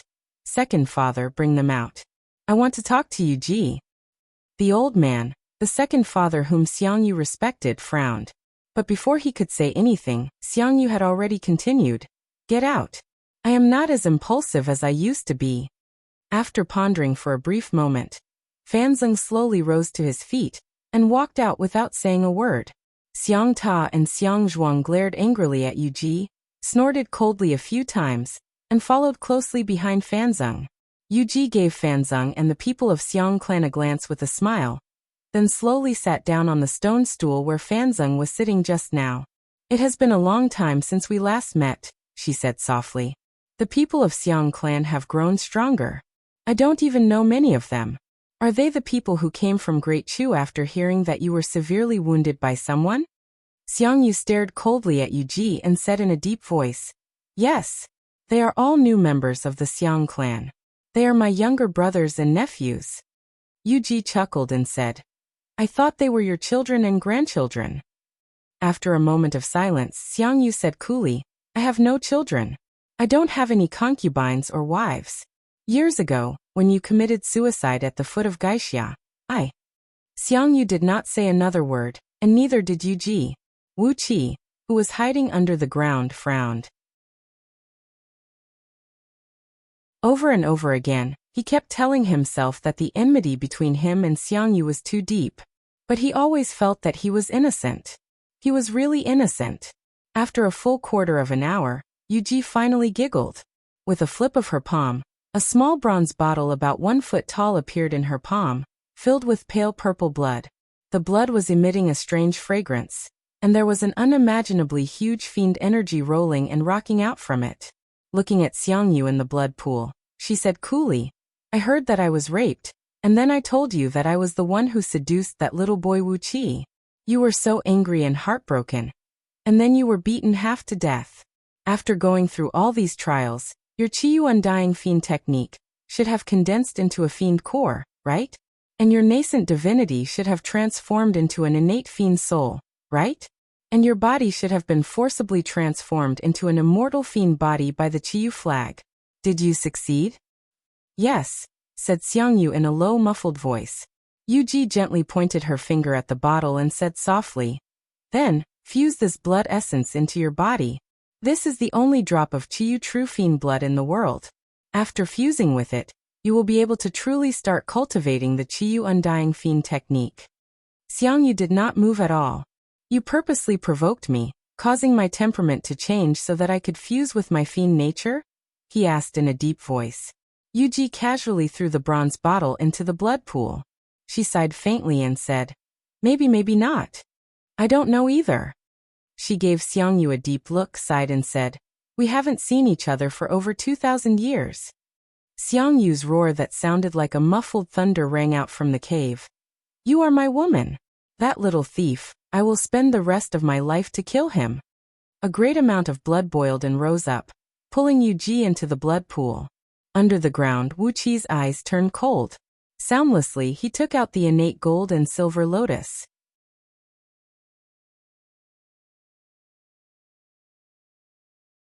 Chapter 266. In the blood pool, Yu Ji and Xiangyu were floating face to face in the sticky blood. Half of their bodies were above the surface of the pool, and the sticky blood kept slipping down their skin. Xiangyu's deep eyes were fixed on Yu Ji. His eyes were filled with passion and madness. It was a kind of madness that would destroy himself and all other living beings. It was a kind of paranoid madness. In comparison, Yu Ji's gaze was as cold as water, empty and without the slightest hint of emotion, as if she was a hollow puppet. Facing Xiangyu's aggressive and fanatical gaze, Yu Ji suddenly giggled. With a gentle crooking of her finger, she pulled the small bronze bottle out from the blood pool, then slowly poured Qiu's blood essence, which was emitting a strange fragrance, onto Xiangyu's head. It was exactly a drop of blood essence, the size of an ordinary human head. It was crystal clear, and its surface was glowing with the unique luster of a gemstone. Vaguely, there were millions of illusions of celestial fiends inside it. These celestial fiends had beast heads and human bodies, their faces ferocious and ferocious. Clad in heavy armors and holding sharp weapons, they were fighting and killing each other amidst the misty clouds. Xiangyu's body was like a dry desert, quickly absorbing the drop of Chiyo's blood essence into his body. Faint sounds of muscles tearing and bones breaking could be heard coming from his body, while a faint layer of red glow covered the surface of his skin. The banner of Chiyu fluttered faintly, resonating with the red glow on Xiangyu's body. Suddenly, the muffled sound of Xiangyu's heartbeat rang out in the cave, causing the entire mountain to shake. Wisps of blood-red flame burst out from every pore on Xiangyu's body, and his long hair turned blood-red as well, swaying behind his head like a ball of raging fire. Gradually, Xiangyu's body turned translucent, and a large amount of dark smoke rose from it. At the same time, a huge amount of natural energy rushed into his body. Under the control of some strange force, the purest part of the natural energy gradually formed his new body, while the rest of the impure parts were burned into black smoke by the blood-red flame, and quickly dissipated into the air. With a threatening flame bursting from his eyes, Xiangyu stared at Yuji and cried out, "Tell me, why did you do such a thing? Don't shirk the responsibility with words. I want to hear your real reason. Say, why did you do such a thing? Even if you want to do it, you can look for Ying Zheng, Yan Dan, or Chu Ping. Why do you want to look for a kid who hasn't even grown his hair yet?" Yuji slowly raised her hands and slowly untied the high bun on her head. Her long dress was swayed by her hands, and the bodice was tightly wrapped around her chest, drawing out a breathtakingly steep arc. Xiangyu stared at her chest and suddenly began to pant heavily. His body trembled, and his joints made a series of crackling sounds, like beans being fried. She slowly untied her hair bun, and let her long hair flow behind her back. Then she said in a soft voice, "There's no reason for that. I just want to find someone that my Majesty can crush to death with just one finger. If His Majesty is not willing to spare Yuji, then I will announce to the world that Yuji will be banished. Yuji is just a pitiful little girl, while His Majesty is an overlord who has the whole world in his heart. His Majesty should not take a mere girl to heart." With a charming smile, Yuji reached out both hands and gently stroked Xiangyu's cheek. "Before I banish her, there's one more thing I want to tell my Majesty. Li Yueyan is cultivating the heaven-breeding script of Goddess Su, while Yu Yao is cultivating the mystic technique of Jade Girls, which is inherited from the Yellow Emperor Xianyuan. Both of them have a thread of innate energy in their bodies, which can help my Majesty break through the barrier between human and immortal. My Majesty, you need to act quickly and seize their bodies." Yuji pursed her red lips, narrowed her eyes, and smiled in an extremely charming manner. Her smile was extremely evil, like a black poppy growing in the dark night, filled with a deadly charm. Xiangyu stared blankly at Yuji.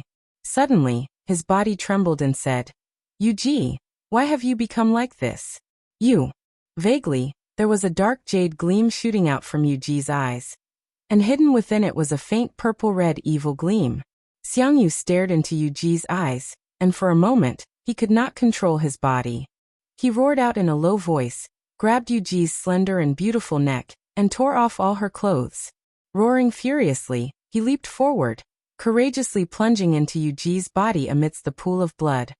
"After so many years, the first thing you do after coming back is to purposely make me sad?" Xiangyu was like a wild beast that had gone berserk, lunging and fighting on Yuji's body in a nearly hysterical manner. The banner of Chiyu was dancing happily, unleashing a great amount of blood-red mist that kept fusing into Xiangyu's body.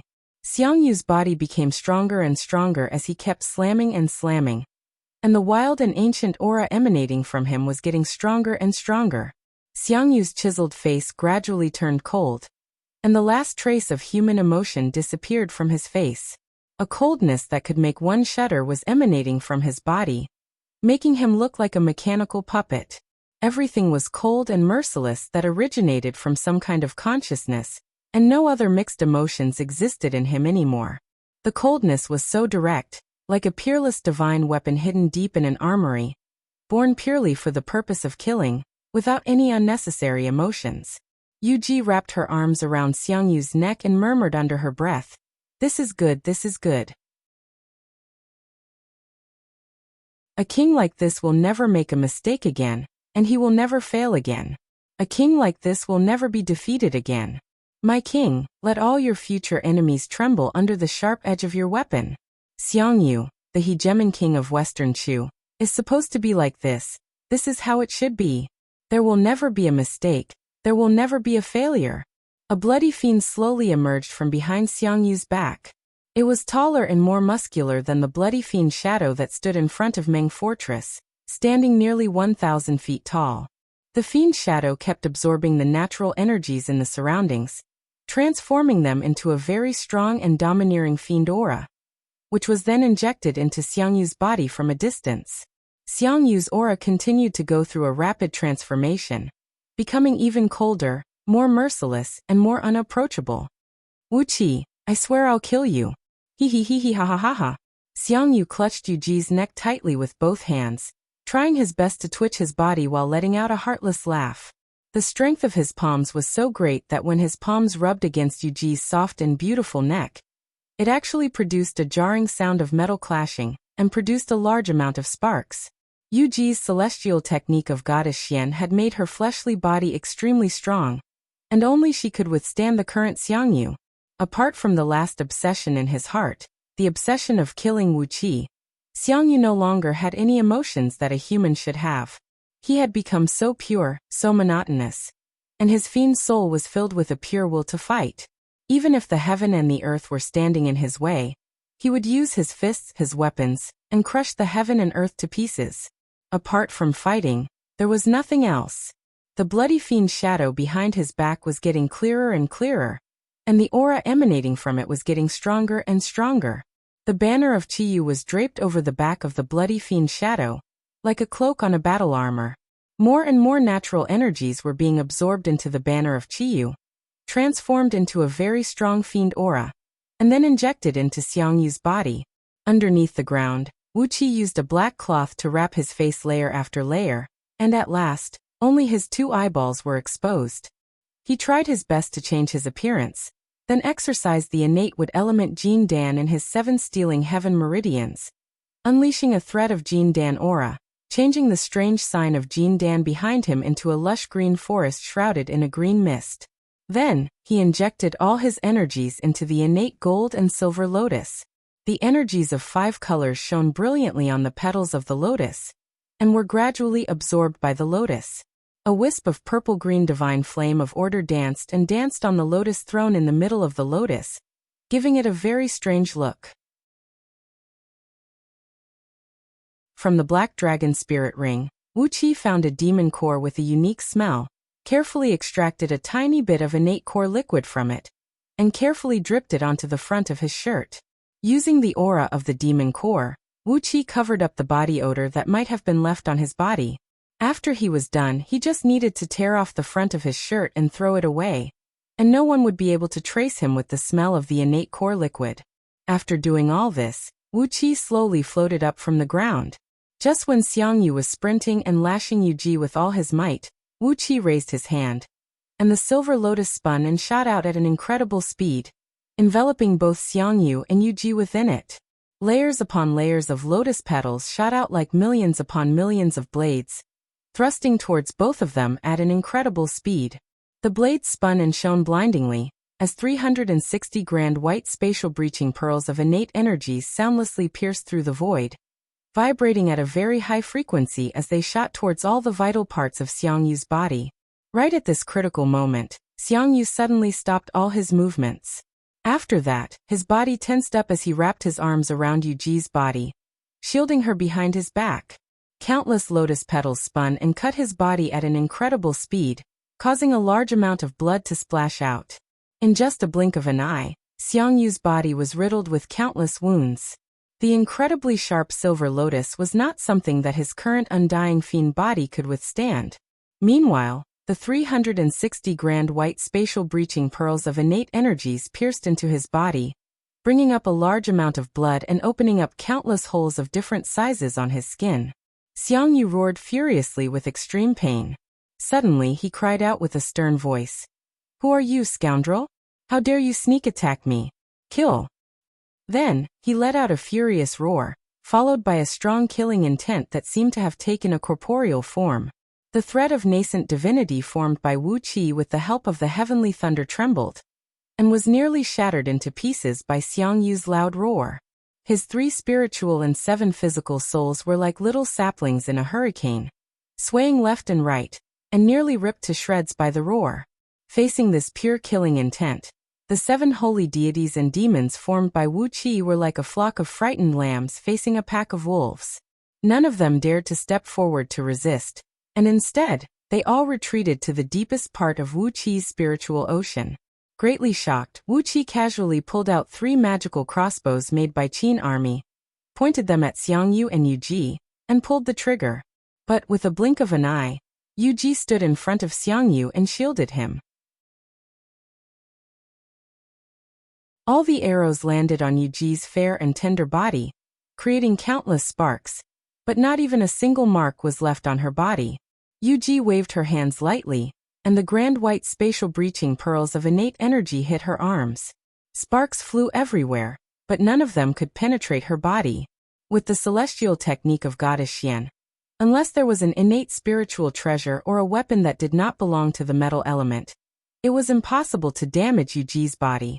Although the grand white spatial breaching pearls of innate energy were the embryonic form of an innate spiritual treasure, they were taken out by Wuxia before they could fully mature. Although they could severely injure Xiangyu, they could not do anything to Yuji now. While Wuxia was hesitating about what method he should use to give Xiangyu another fierce blow, a wave of fiend aura came crashing down from above, blotting the sky and blotting the earth. The banner of Qiyu was waved by the blood-red fiend, smashing down like a huge iron plate. Without hesitation, Wuxia unleashed the chariot of 8 horses. It transformed into a dazzling 5-colored ray, wrapped around Wuxia, and dashed out of the cave abode, covering a distance of several tens of thousands of miles in just a blink of an eye. The speed of the chariot of 8 horses was frighteningly fast.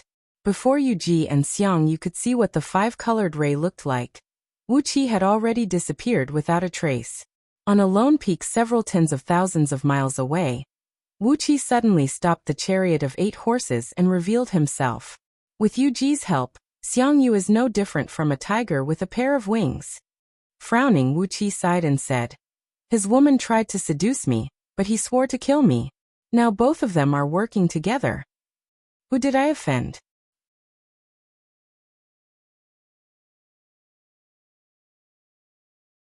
Chapter 267. The Celestial Technique of Goddess Xian. While muttering the name of this divine ability, Wuxia rode on a cloud and returned to Meng Fortress in a leisurely manner.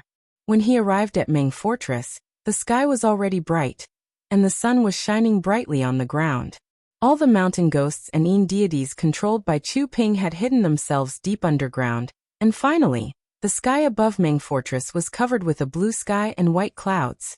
When Wuxia walked through the city gate of Meng Fortress, he noticed a few capable captains, who he had never seen before. Their hands were placed on the hilt of their swords, and they were sizing him up from afar. The facial features of these captains were very different from the people of Great Yin Dynasty. Their brows and nose bridge were much taller, and their bodies were taller and taller, but they looked rather skinny, which was similar to Baiqi Wangjian and a few others. Wuxia recalled that these few captains were the spies planted by Lu Buwei in Qin army, and they were the ones who reported back that everything was normal, leading Ying Zheng into the deadly ambush.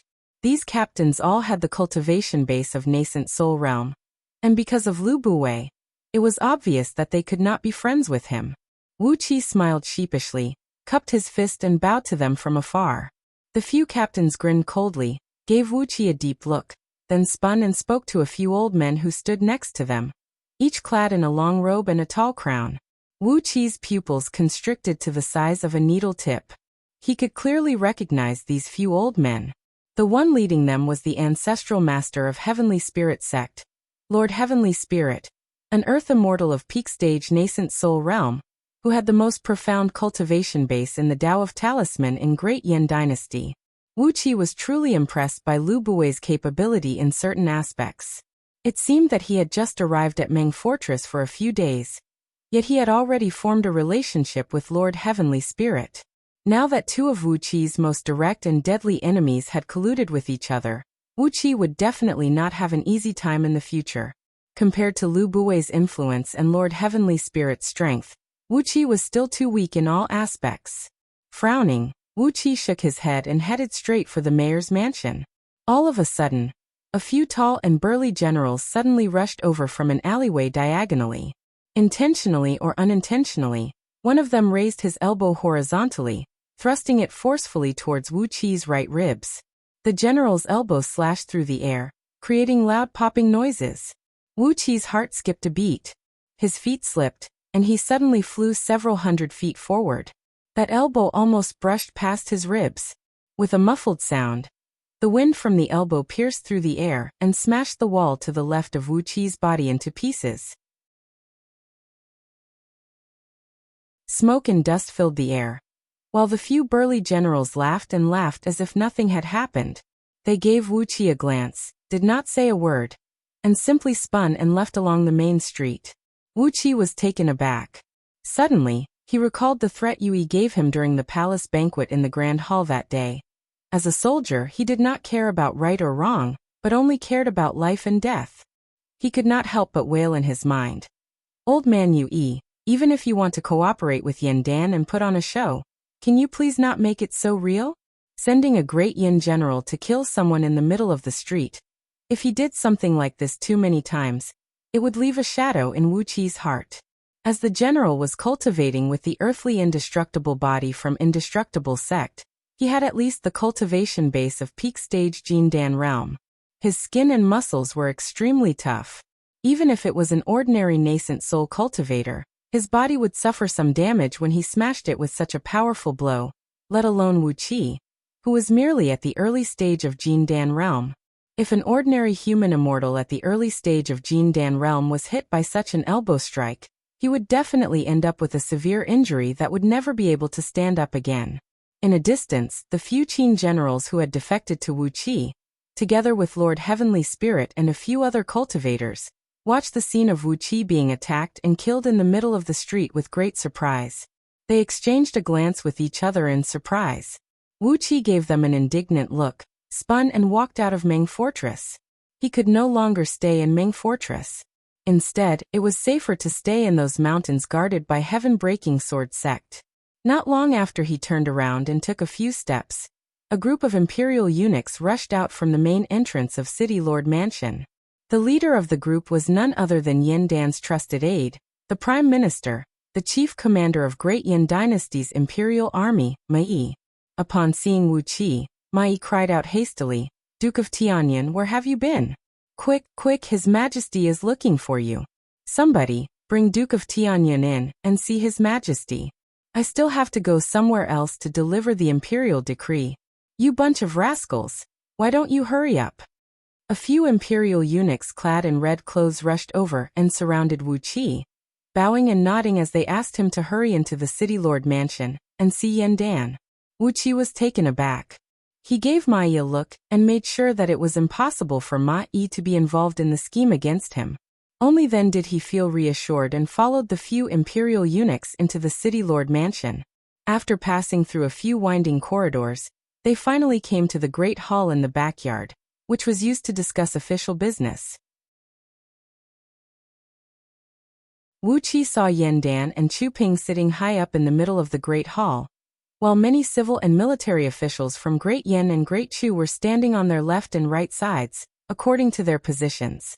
As the chief supervisor of Westfield headquarters of Great Yin, Lu Chengfeng was also standing among the civil officials, tilting his head up and looking at the entrance.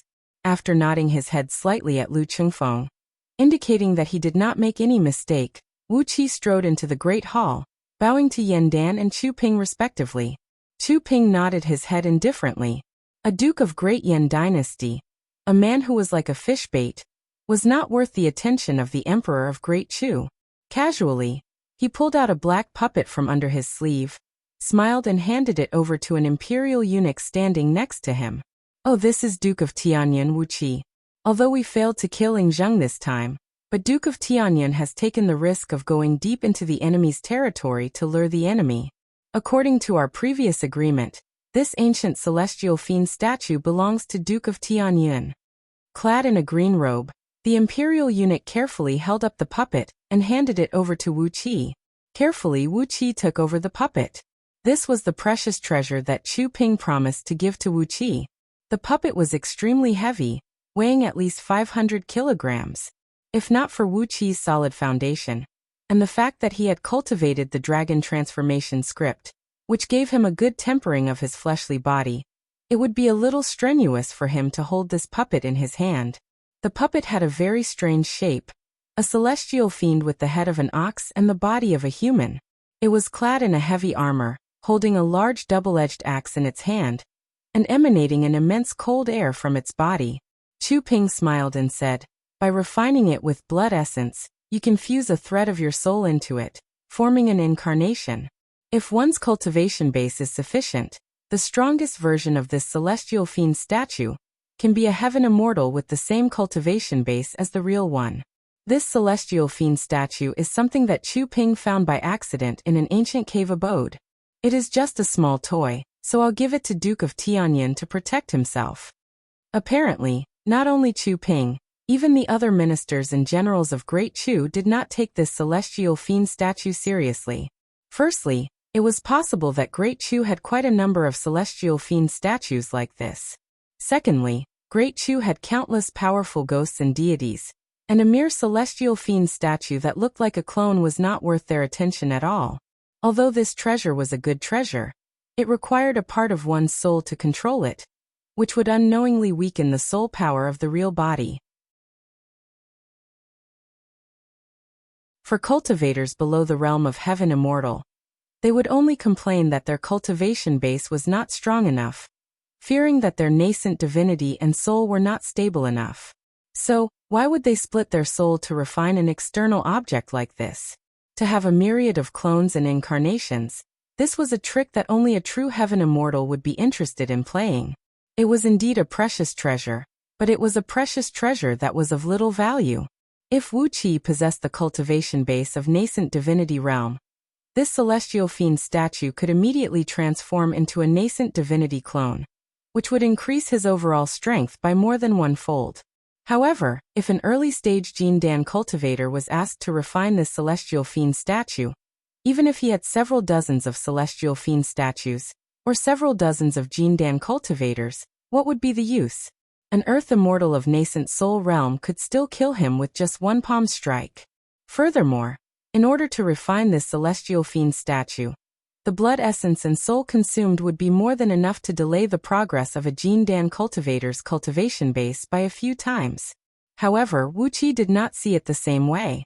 It was easy for him to obtain blood essence and soul, so he did not take them seriously. The celestial fiend statue looked ancient and heavy, and it contained a strange gleam. It should be a pretty good treasure. Furthermore, a treasure that could allow one's soul to transform into a clone was of great value to Wuxia. In the future, he would no longer need to worry about being unable to split himself into two. Together with the various strange mystic techniques he learned from Scroll of Stealing, it would be much easier for him to move around. Holding the celestial fiend statue tightly with both hands, Wuxia thanked Chu Ping without hesitation. This treasure did suit his taste, as the celestial fiend statue did suit Wuxia's taste. When Wuxia thanked Chu Ping, his expression was very sincere. On the contrary, Chu Ping felt a little embarrassed because of Wuxia. He gave Wuxia a look, then turned to look at Yandan. Suddenly he burst into a loud laughter and said, forget it, Chu Ping is too stingy." He reached his hand into his sleeve and fumbled for a while, then pulled out another 17 tiny celestial fiend statues that looked exactly the same, and gave them to the servant standing next to him. He threw his head back and laughed. Chu Ping has been holding these ancient celestial fiend statues in his hand for a very long time, but I still have no idea how he made them. I'll give all of them to Duke of Tianyin. Chu Ping can only focus on his cultivation, and I'm too lazy to touch these mere worldly possessions. 17 heavy celestial fiend statues fell into Wuxia's hand, which happened to form 18 different weapons, including blades, spears, swords, halberds, axes, whips, and spears. Wuxia was struck with great joy. Without hesitation, he thanked Chu Ping solemnly once again, then shoved all 18 tiny fiend puppets into the black dragon spirit ring. After a brief moment of pondering, Wuxia was about to report to Yandan about the cultivation techniques he obtained from Zhang Yi, But the fat Lu Buwei had already swaggered into the hall from the outside, nodding his head at Yan Dan and Chu Ping in a carefree manner. Yan Dan rose to his feet hastily, smiled at Lu Buwei and said, "Teacher is here? What can I do for you?" Lu Buwei gave Wuxia a cold gaze, then said coolly, "The teleportation formations leading to the other dynasties have been constructed. The emissary of Great Wei is waiting outside. Great Wei is now at war with Great Zhao. In my opinion, no matter how many benefits we can get from Great Wei, we must not let them go." Wu Qi shut his mouth and retreated to the row of Great Yan's civil and military officials. He gave Lu Buwei a deep look. Relying on the heavenly ghost grand magic cultivated by him, this old fellow had traveled all over the world and established Wei merchant in all the dynasties. Now with his power he had quickly constructed the teleportation formations leading to the other dynasties. Surprisingly, the emissary of Great Wei had arrived at this delicate juncture. Chu Ping laughed, then asked softly, "May I know who is the emissary of Great Wei?" Lu Buwei cleared his throat and said with a dry voice, "He can be considered as an old acquaintance of ours. Duke Longyang is now the governor of Great Wei's imperial politics." Wu Qi's ankle twisted, and he nearly fell to the ground.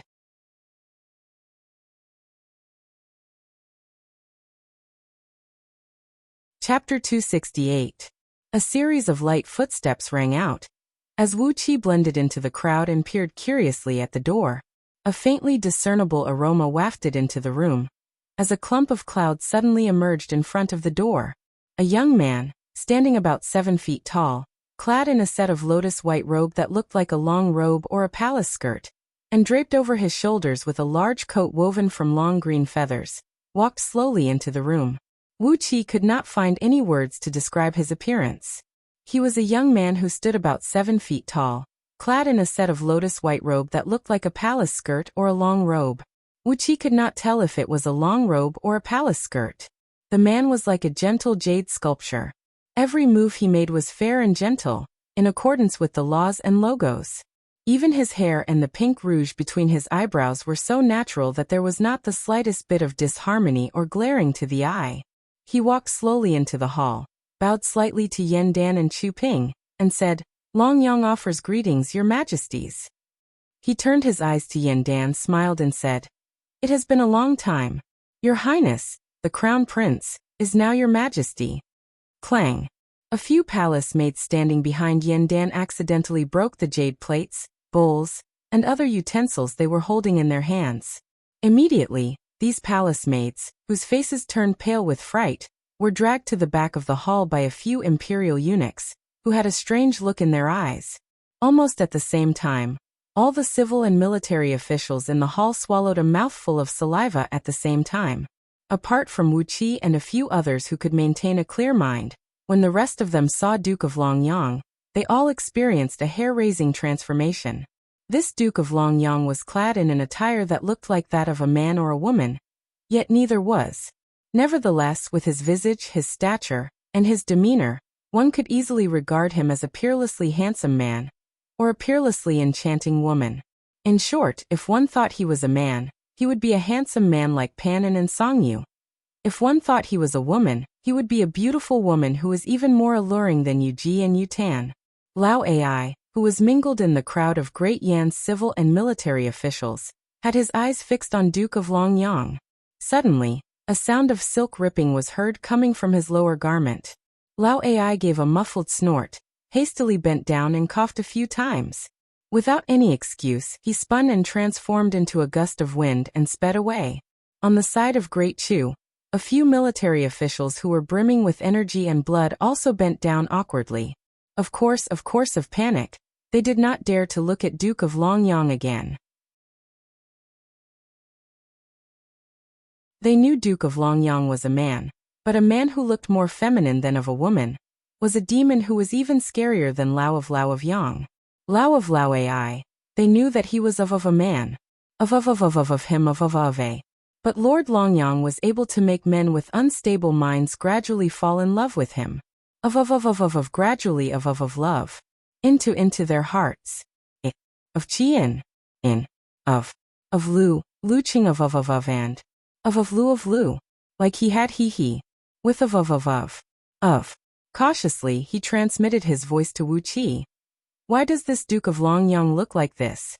Why does he attract more attention than those girls? Wuxia laughed dryly.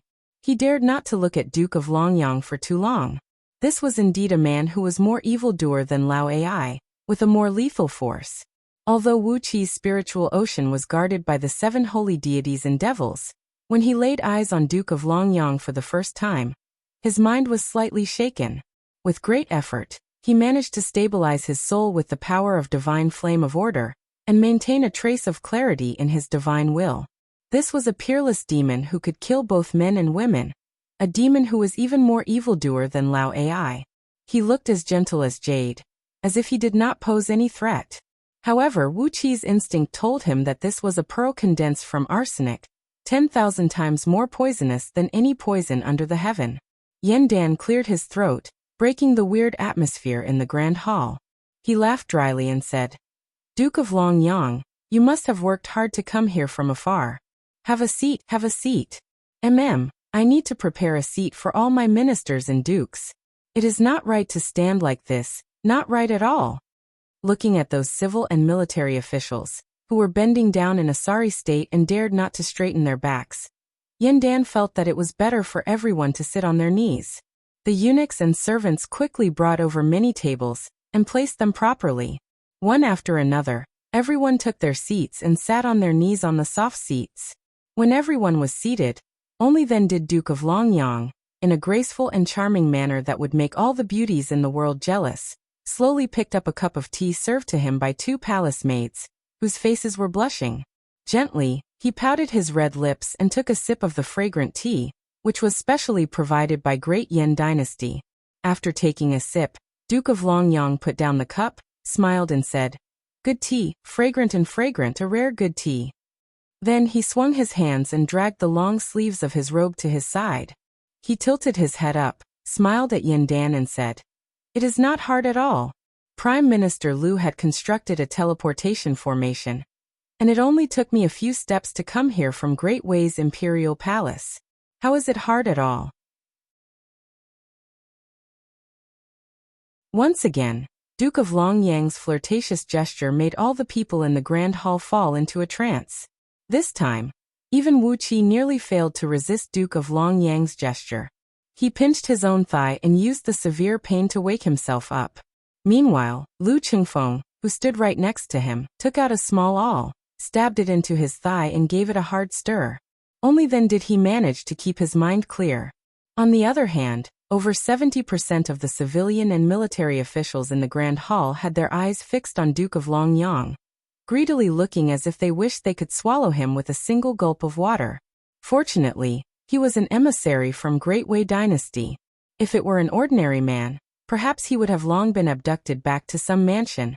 And in Great Yan or Great Chu, the wives and concubines of some high officials and nobles would be bitterly disappointed when they found out that their husbands no longer had any interest in them. Yan swallowed a mouthful of saliva, laughed dryly and said, That's great. I wonder what is the purpose of Duke of Longyang's visit to Great Yan and Great Chu. Duke of Longyang nodded his head lightly and said, I've learned from Prime Minister Liu that Great Yan and Great Chu had plotted against Ding Zheng and nearly killed him. I believe everyone knows very well what kind of people we are, so there's no need for us to play those old tricks. Let me make a long story short. Great Yan, Great Chu, and Great Wei will join hands and annihilate Great Zhao first to deter Great Qi. After that, we will join hands and conquer Xianyang City, killing all the clan members of Emperor Qin. What do you think? Duke of Longyang pulled out a scroll from under his sleeve and said in a deep voice, Our Majesty has authorized Longyang that Great Wei, Great Yan, and Great Chu can be sworn brothers forever, and we can pray to the heaven and earth that the 3 dynasties will never fight against each other again. However, Daqin is destined to be wiped out. As for this Great Zhao, it is currently at war with Great Wei. We can just wipe it out along the way. Before Yan and Chu Ping could say anything, Duke of Longyang continued, Both your majesties are wise emperors. You should know that the world is a vast place, and we can totally share it. There's no need for us to fight to the death. The 3 dynasties are mortal enemies with Daqin. As long as this mortal enemy is wiped out, We can live together in peace. Yin Dan knitted his brows and pondered, while Chu Ping smiled indifferently and said, "What Duke of Longyang said makes perfect sense. We can agree to join forces and attack Daqin. But why did Great Wei want to wage war against Great Zhao? I hope Duke can give us an answer to this question." Wuxia raised his brows, as his interest was immediately piqued. According to what he knew, all the dynasties had only started to have some contact with each other recently. No matter from what perspective, Great Wei and Great Zhao should not fight each other so badly right after they met. There must be some unknown reason behind this. Duke of Longyang smiled faintly. He gave Yin Dan and Chu Ping a glance, chuckled and said, "Sure enough, I can't hide it from both your majesties." He clapped his palm lightly, and immediately, numerous white lotuses flew out from the edge of his palm, bringing with them a faint aroma as they wheeled around him, Yin Dan and Chu Ping. These white lotuses were glinting with a faint spirit light, which was righteous but not evil. The faint aroma lingering in the air was even more refreshing, cleansing one's mind and mind. A hazy white mist swirled around Duke of Longyang, Yin Dan and Chu Ping, preventing them from seeing their mouths and hearing their words. Soundlessly, Wuxia exercised the mystic eyes of universe. His eyes shone with a bright gleam, and in an instant he saw through the white mist unleashed by Duke of Longyang. Through the art of lip reading, Wuxia saw Duke of Longyang smiling at Yin Dan and Chu Ping and saying, "It is not a big deal. It is just that the exploration teams from both dynasties had discovered an immortal ruin that occupied a vast land in the depth of He Mountain, and had gained some benefits from it. The exploration teams from both dynasties had fought each other for the treasures, and both had lost some men." Yin Dan's answer was, "Just some men lost, and yet both dynasties are willing to fight each other?" Duke of Longyang shrugged his shoulders and shook his head lightly, looking extremely elegant and graceful. For a moment, both Yin Dan and Chu Ping were slightly taken aback. Duke of Longyang continued, "However, among those who were lost, there are 3 princes from Great Wei, and 4 princes and 7 grandsons from Great Zhao." Smiling faintly, Duke of Longyang said indifferently, "As the ruin is located rather close to Great Wei, the reinforcement from Great Wei arrived at a faster speed, and killed more men." Wuxia narrowed his eyes. So this was the reason? The standard of the 2 exploration teams was extremely high, and both teams were led by princes. Therefore, the death of one team would mean the loss of a few princes. Most probably, those who were lost were the core princes with real power and status. Otherwise, why would the 2 dynasties go to war just for them? Chu Ping smiled and said, "Since it is an immortal ruin, and since it is an alliance of 3 dynasties." Chu Ping and Yin Dan exchanged a glance and smiled. Duke of Longyang's pale lips curved into a thin line as he said, "Great Wei will take 60% of the loot. This is the bottom line." When Yin Dan and Chu Ping heard that it was an immortal ruin, and it occupied a vast area, how could they possibly give away so much of the great loot? Immediately, both of them joined hands to put pressure on Duke of Longyang, demanding more benefits. In just the time it took to finish a pot of tea, under the tremendous pressure from Great Yen and Great Chu, Duke of Longyang had no choice but to retreat inch by inch. In the end, Duke of Longyang suddenly sighed and said, "Fine, Great Wei will take 40% of the loot, while Great Yen and Great Chu will each take 30%. But there is another condition. The alliance of the 3 countries must first attack Great Zhao. Great Wei must occupy at least 70% of Great Zhao's territory. Otherwise, Great Wei would rather share the ruins with Great Zhao than let others take advantage of it. Apart from that, there is also a small personal grudge." Yin Dan and Chu Ping exchanged a glance, then Chu Ping smiled and said, "What kind of personal grudge?" "Duke of Longyang, which one of them has a grudge against Great Chu or Great Yen?" Duke of Longyang smiled faintly. Suddenly he dispersed the white mist and white lotus, rose to his feet, pointed his finger at Wuxia and cried out, "Little Wuxia, do you dare to fight a life-and-death duel with my swordsman? You are a good boy, so don't act like a little girl. If you can kill my swordsman, I'll never trouble you again in the future." Wuxia was struck dumb, while Yin Dan and Chu Ping were taken aback. Wuxia pointed his finger at his own nose and asked, "Me? What? My lord, I think you have mistaken me for someone else? Duke of Longyang gave him a charming smile, shook his head and said, It is you, Wuqi. Someone has offered me a sky-high price, begging me to kill you. Almost instinctively, Wuqi turned to look at Lu Buwei, who sat at the head of all Great Yan's ministers.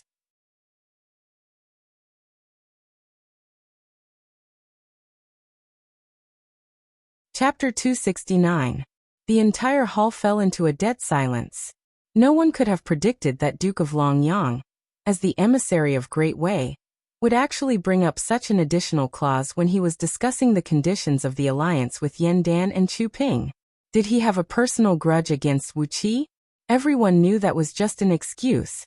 As for the person who had a personal grudge against Wuqi, it could not be Duke of Longyang. It could only be someone in the hall who had a friendly relationship with Duke of Longyang. Everyone turned to look at Lu Buwei at the same time.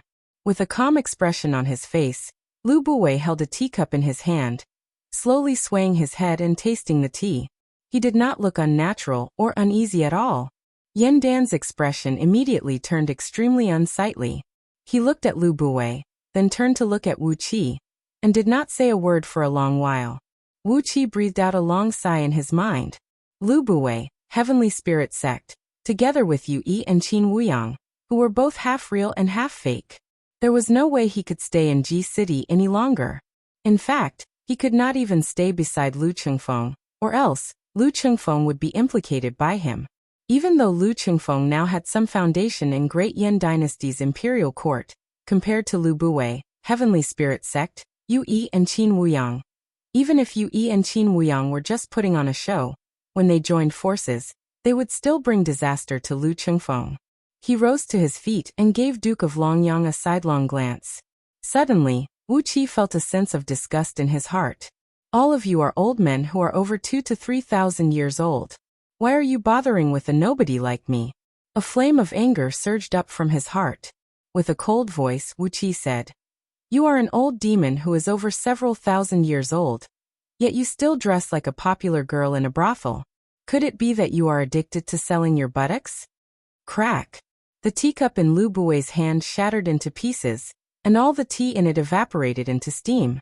He looked at Wuqi in horror, then looked at Duke of Longyang, whose face had turned pale, as if he couldn't understand why Wuqi would say such words.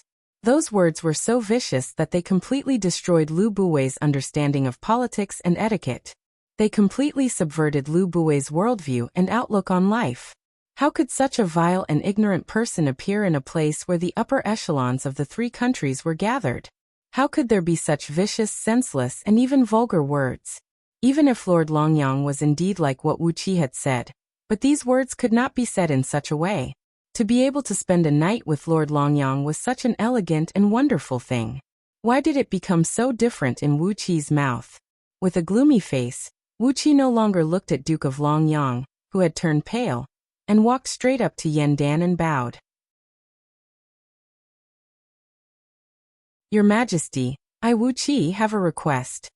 Wuqi said coldly, Later after I kill all the disciples of Duke of Longyang Wuqi, please go to the shore of the Great Eastern Ocean and build a kingdom. I will use the fiefdom under Wuqi's name to exchange for the support of Great Yan Dynasty in building my kingdom. With Lu Buwei and his men staying in Ji City, Wuqi's future situation would become more and more awkward. On top of that, there was also Yu Qianqian in Ji City, who was obsessed with Wuqi's masculinity. No matter how one looked at it, Ji City had become a land of troubles.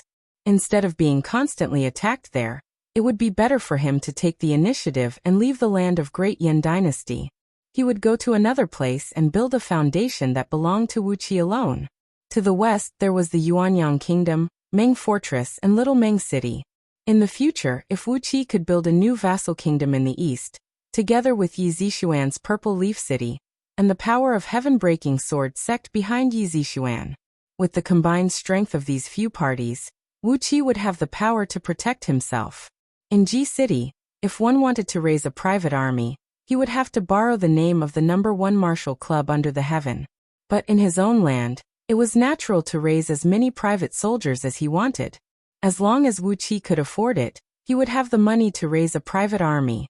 As for the source of income, Although the shore of the Great Eastern Ocean was dangerous, there was the Longbow Kingdom and the Kingdom of Feathermen there. The warriors of the Longbow Kingdom could be captured and tamed, then added to the Heavenly Hundred Spirit Warring Formation. The slaves of the Feathermen Kingdom were very popular when sold to Great Yin Dynasty. The Great Eastern Ocean also produced all kinds of precious pearls, as well as all kinds of strange and rare materials. Wuxia planned to let Hai Yuntian build his own private chamber of commerce in the Market of Four Seas, which specialized in selling all kinds of precious treasures produced by the Great Eastern Ocean. Wuxia also had a complete set of plans in his mind. He was almost confident that he could completely monopolize all kinds of products from the Great Eastern Ocean. What a monopoly could bring was a high profit. What a high profit could bring was an endless amount of money. With money, he would be able to raise an army, and with enough soldiers, he would be able to find cultivators with sufficient latent potential and slowly grow his own strength. He had to leave G City as soon as possible. If he stayed in G City, he could only be beaten passively. Although it seemed risky to leave G City, with the endless trump cards he had, as long as he was not attacked by 2 or more nascent divinity cultivators, he would not be afraid of anyone. As long as he was not attacked by 2 or more nascent divinity cultivators. Therefore Wuxia bowed deeply to Yandan and said, I Wuxia am willing to request for the support of the imperial court by using my fief and city in exchange for the support of the imperial court. I Wuxia will bring a group of people to the shore of the Great Eastern Ocean and choose a place to build a city and establish a kingdom, expanding the territory of Great Yin Dynasty. From the corner of his eyes, Yandan glanced over at Lu Buwei, who was sitting straight and motionless. He had already made up his mind. With a deep voice he said, approved. As long as you can defeat the disciples of Duke of Longyang, you will immediately pack up your things and go to the Great Eastern Ocean. Your fief in Great Yin Dynasty will still be yours. I will give you a generous allowance and help you build your city smoothly. Because of your contribution this time, I have promised to confer you the title of Duke of Great Yin Dynasty with purple jade ribbon. This is the highest title of Duke in Great Yin Dynasty. Wuxia sighed lightly. Looking at Yandan's expression, between himself and Lu Buwei, Wuxia had completely sided with Lu Buwei. However, Wuxia felt that if he were Yandan, he would also make the same choice. The resources in Lu Buwei's hands were much more than Wuxia's, and the help he could provide to Great Yin was much greater. At least, with the power of Wei Merchant, Great Yin had planted countless spies in all the kingdoms, while the infiltration of other kingdoms into Great Yin was still like a piece of blank paper. The strategic power that Lu Buwei represented was too strong. And what could he Wuxia have? Fortunately, I have never shown any loyalty to Great Yin to Yandan. Wuxia was laughing in his mind. Fortunately, he never had a good impression of Yandan and Great Yin. He was only curious about Jing Ke, and he was the only one who had a good impression of him. Once again, Wuxia bowed to Yandan, then said in a deep voice, if that's the case, I'll be so bold as to ask your majesty to support Wuxia with 200,000 mighty soldiers and 50 million people, to help Wuxia build his city on the shore of the Great Eastern Ocean. As for the 200,000 mighty soldiers, I'll choose them myself, and all their family members will be brought there by me. All of them will have to swear their loyalty to me. As for the 50 million people, I'll let you choose them from all the vassal kingdoms under the heaven. As for the provisions, materials, all kinds of armaments, magical items, talismans, etc., I hope your majesty can give me a generous subsidy. Best if it can support the needs of my city's development for 100 years. All the ministers of Great Chu did not say a word. This was Great Yan's business. Meanwhile, all the civil and military officials of Great Yan cried out in surprise. Suddenly Lu Buwei burst into a loud laughter and said, Duke of Tianyan, what you said is absurd. I've studied the history of Great Yan's imperial court, and I know that any minister who leads his people to build a new city in a faraway place has at most 1 million people under his command, and he doesn't have any soldiers accompanying him. At most, he only has several thousand personal guards sent by his clan. What makes Duke of Tianyan so bold to make such a request?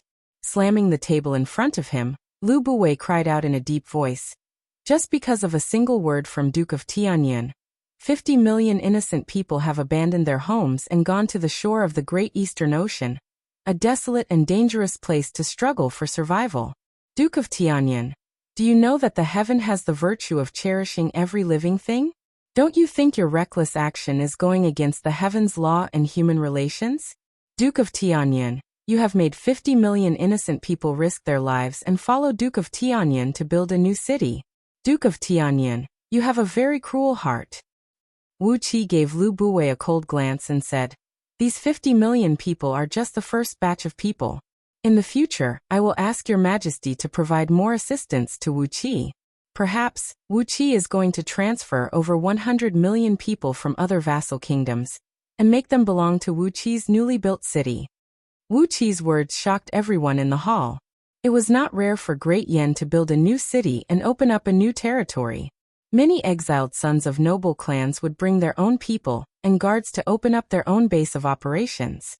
But just as Lu Buwei said, even the sons of concubines from those great clans could only bring a maximum of 1 million people to build a new city. On the other hand, for those unlucky sons of concubines from small clans, some of them would even bring a few thousand people and leave their clans to build their own territory in the future.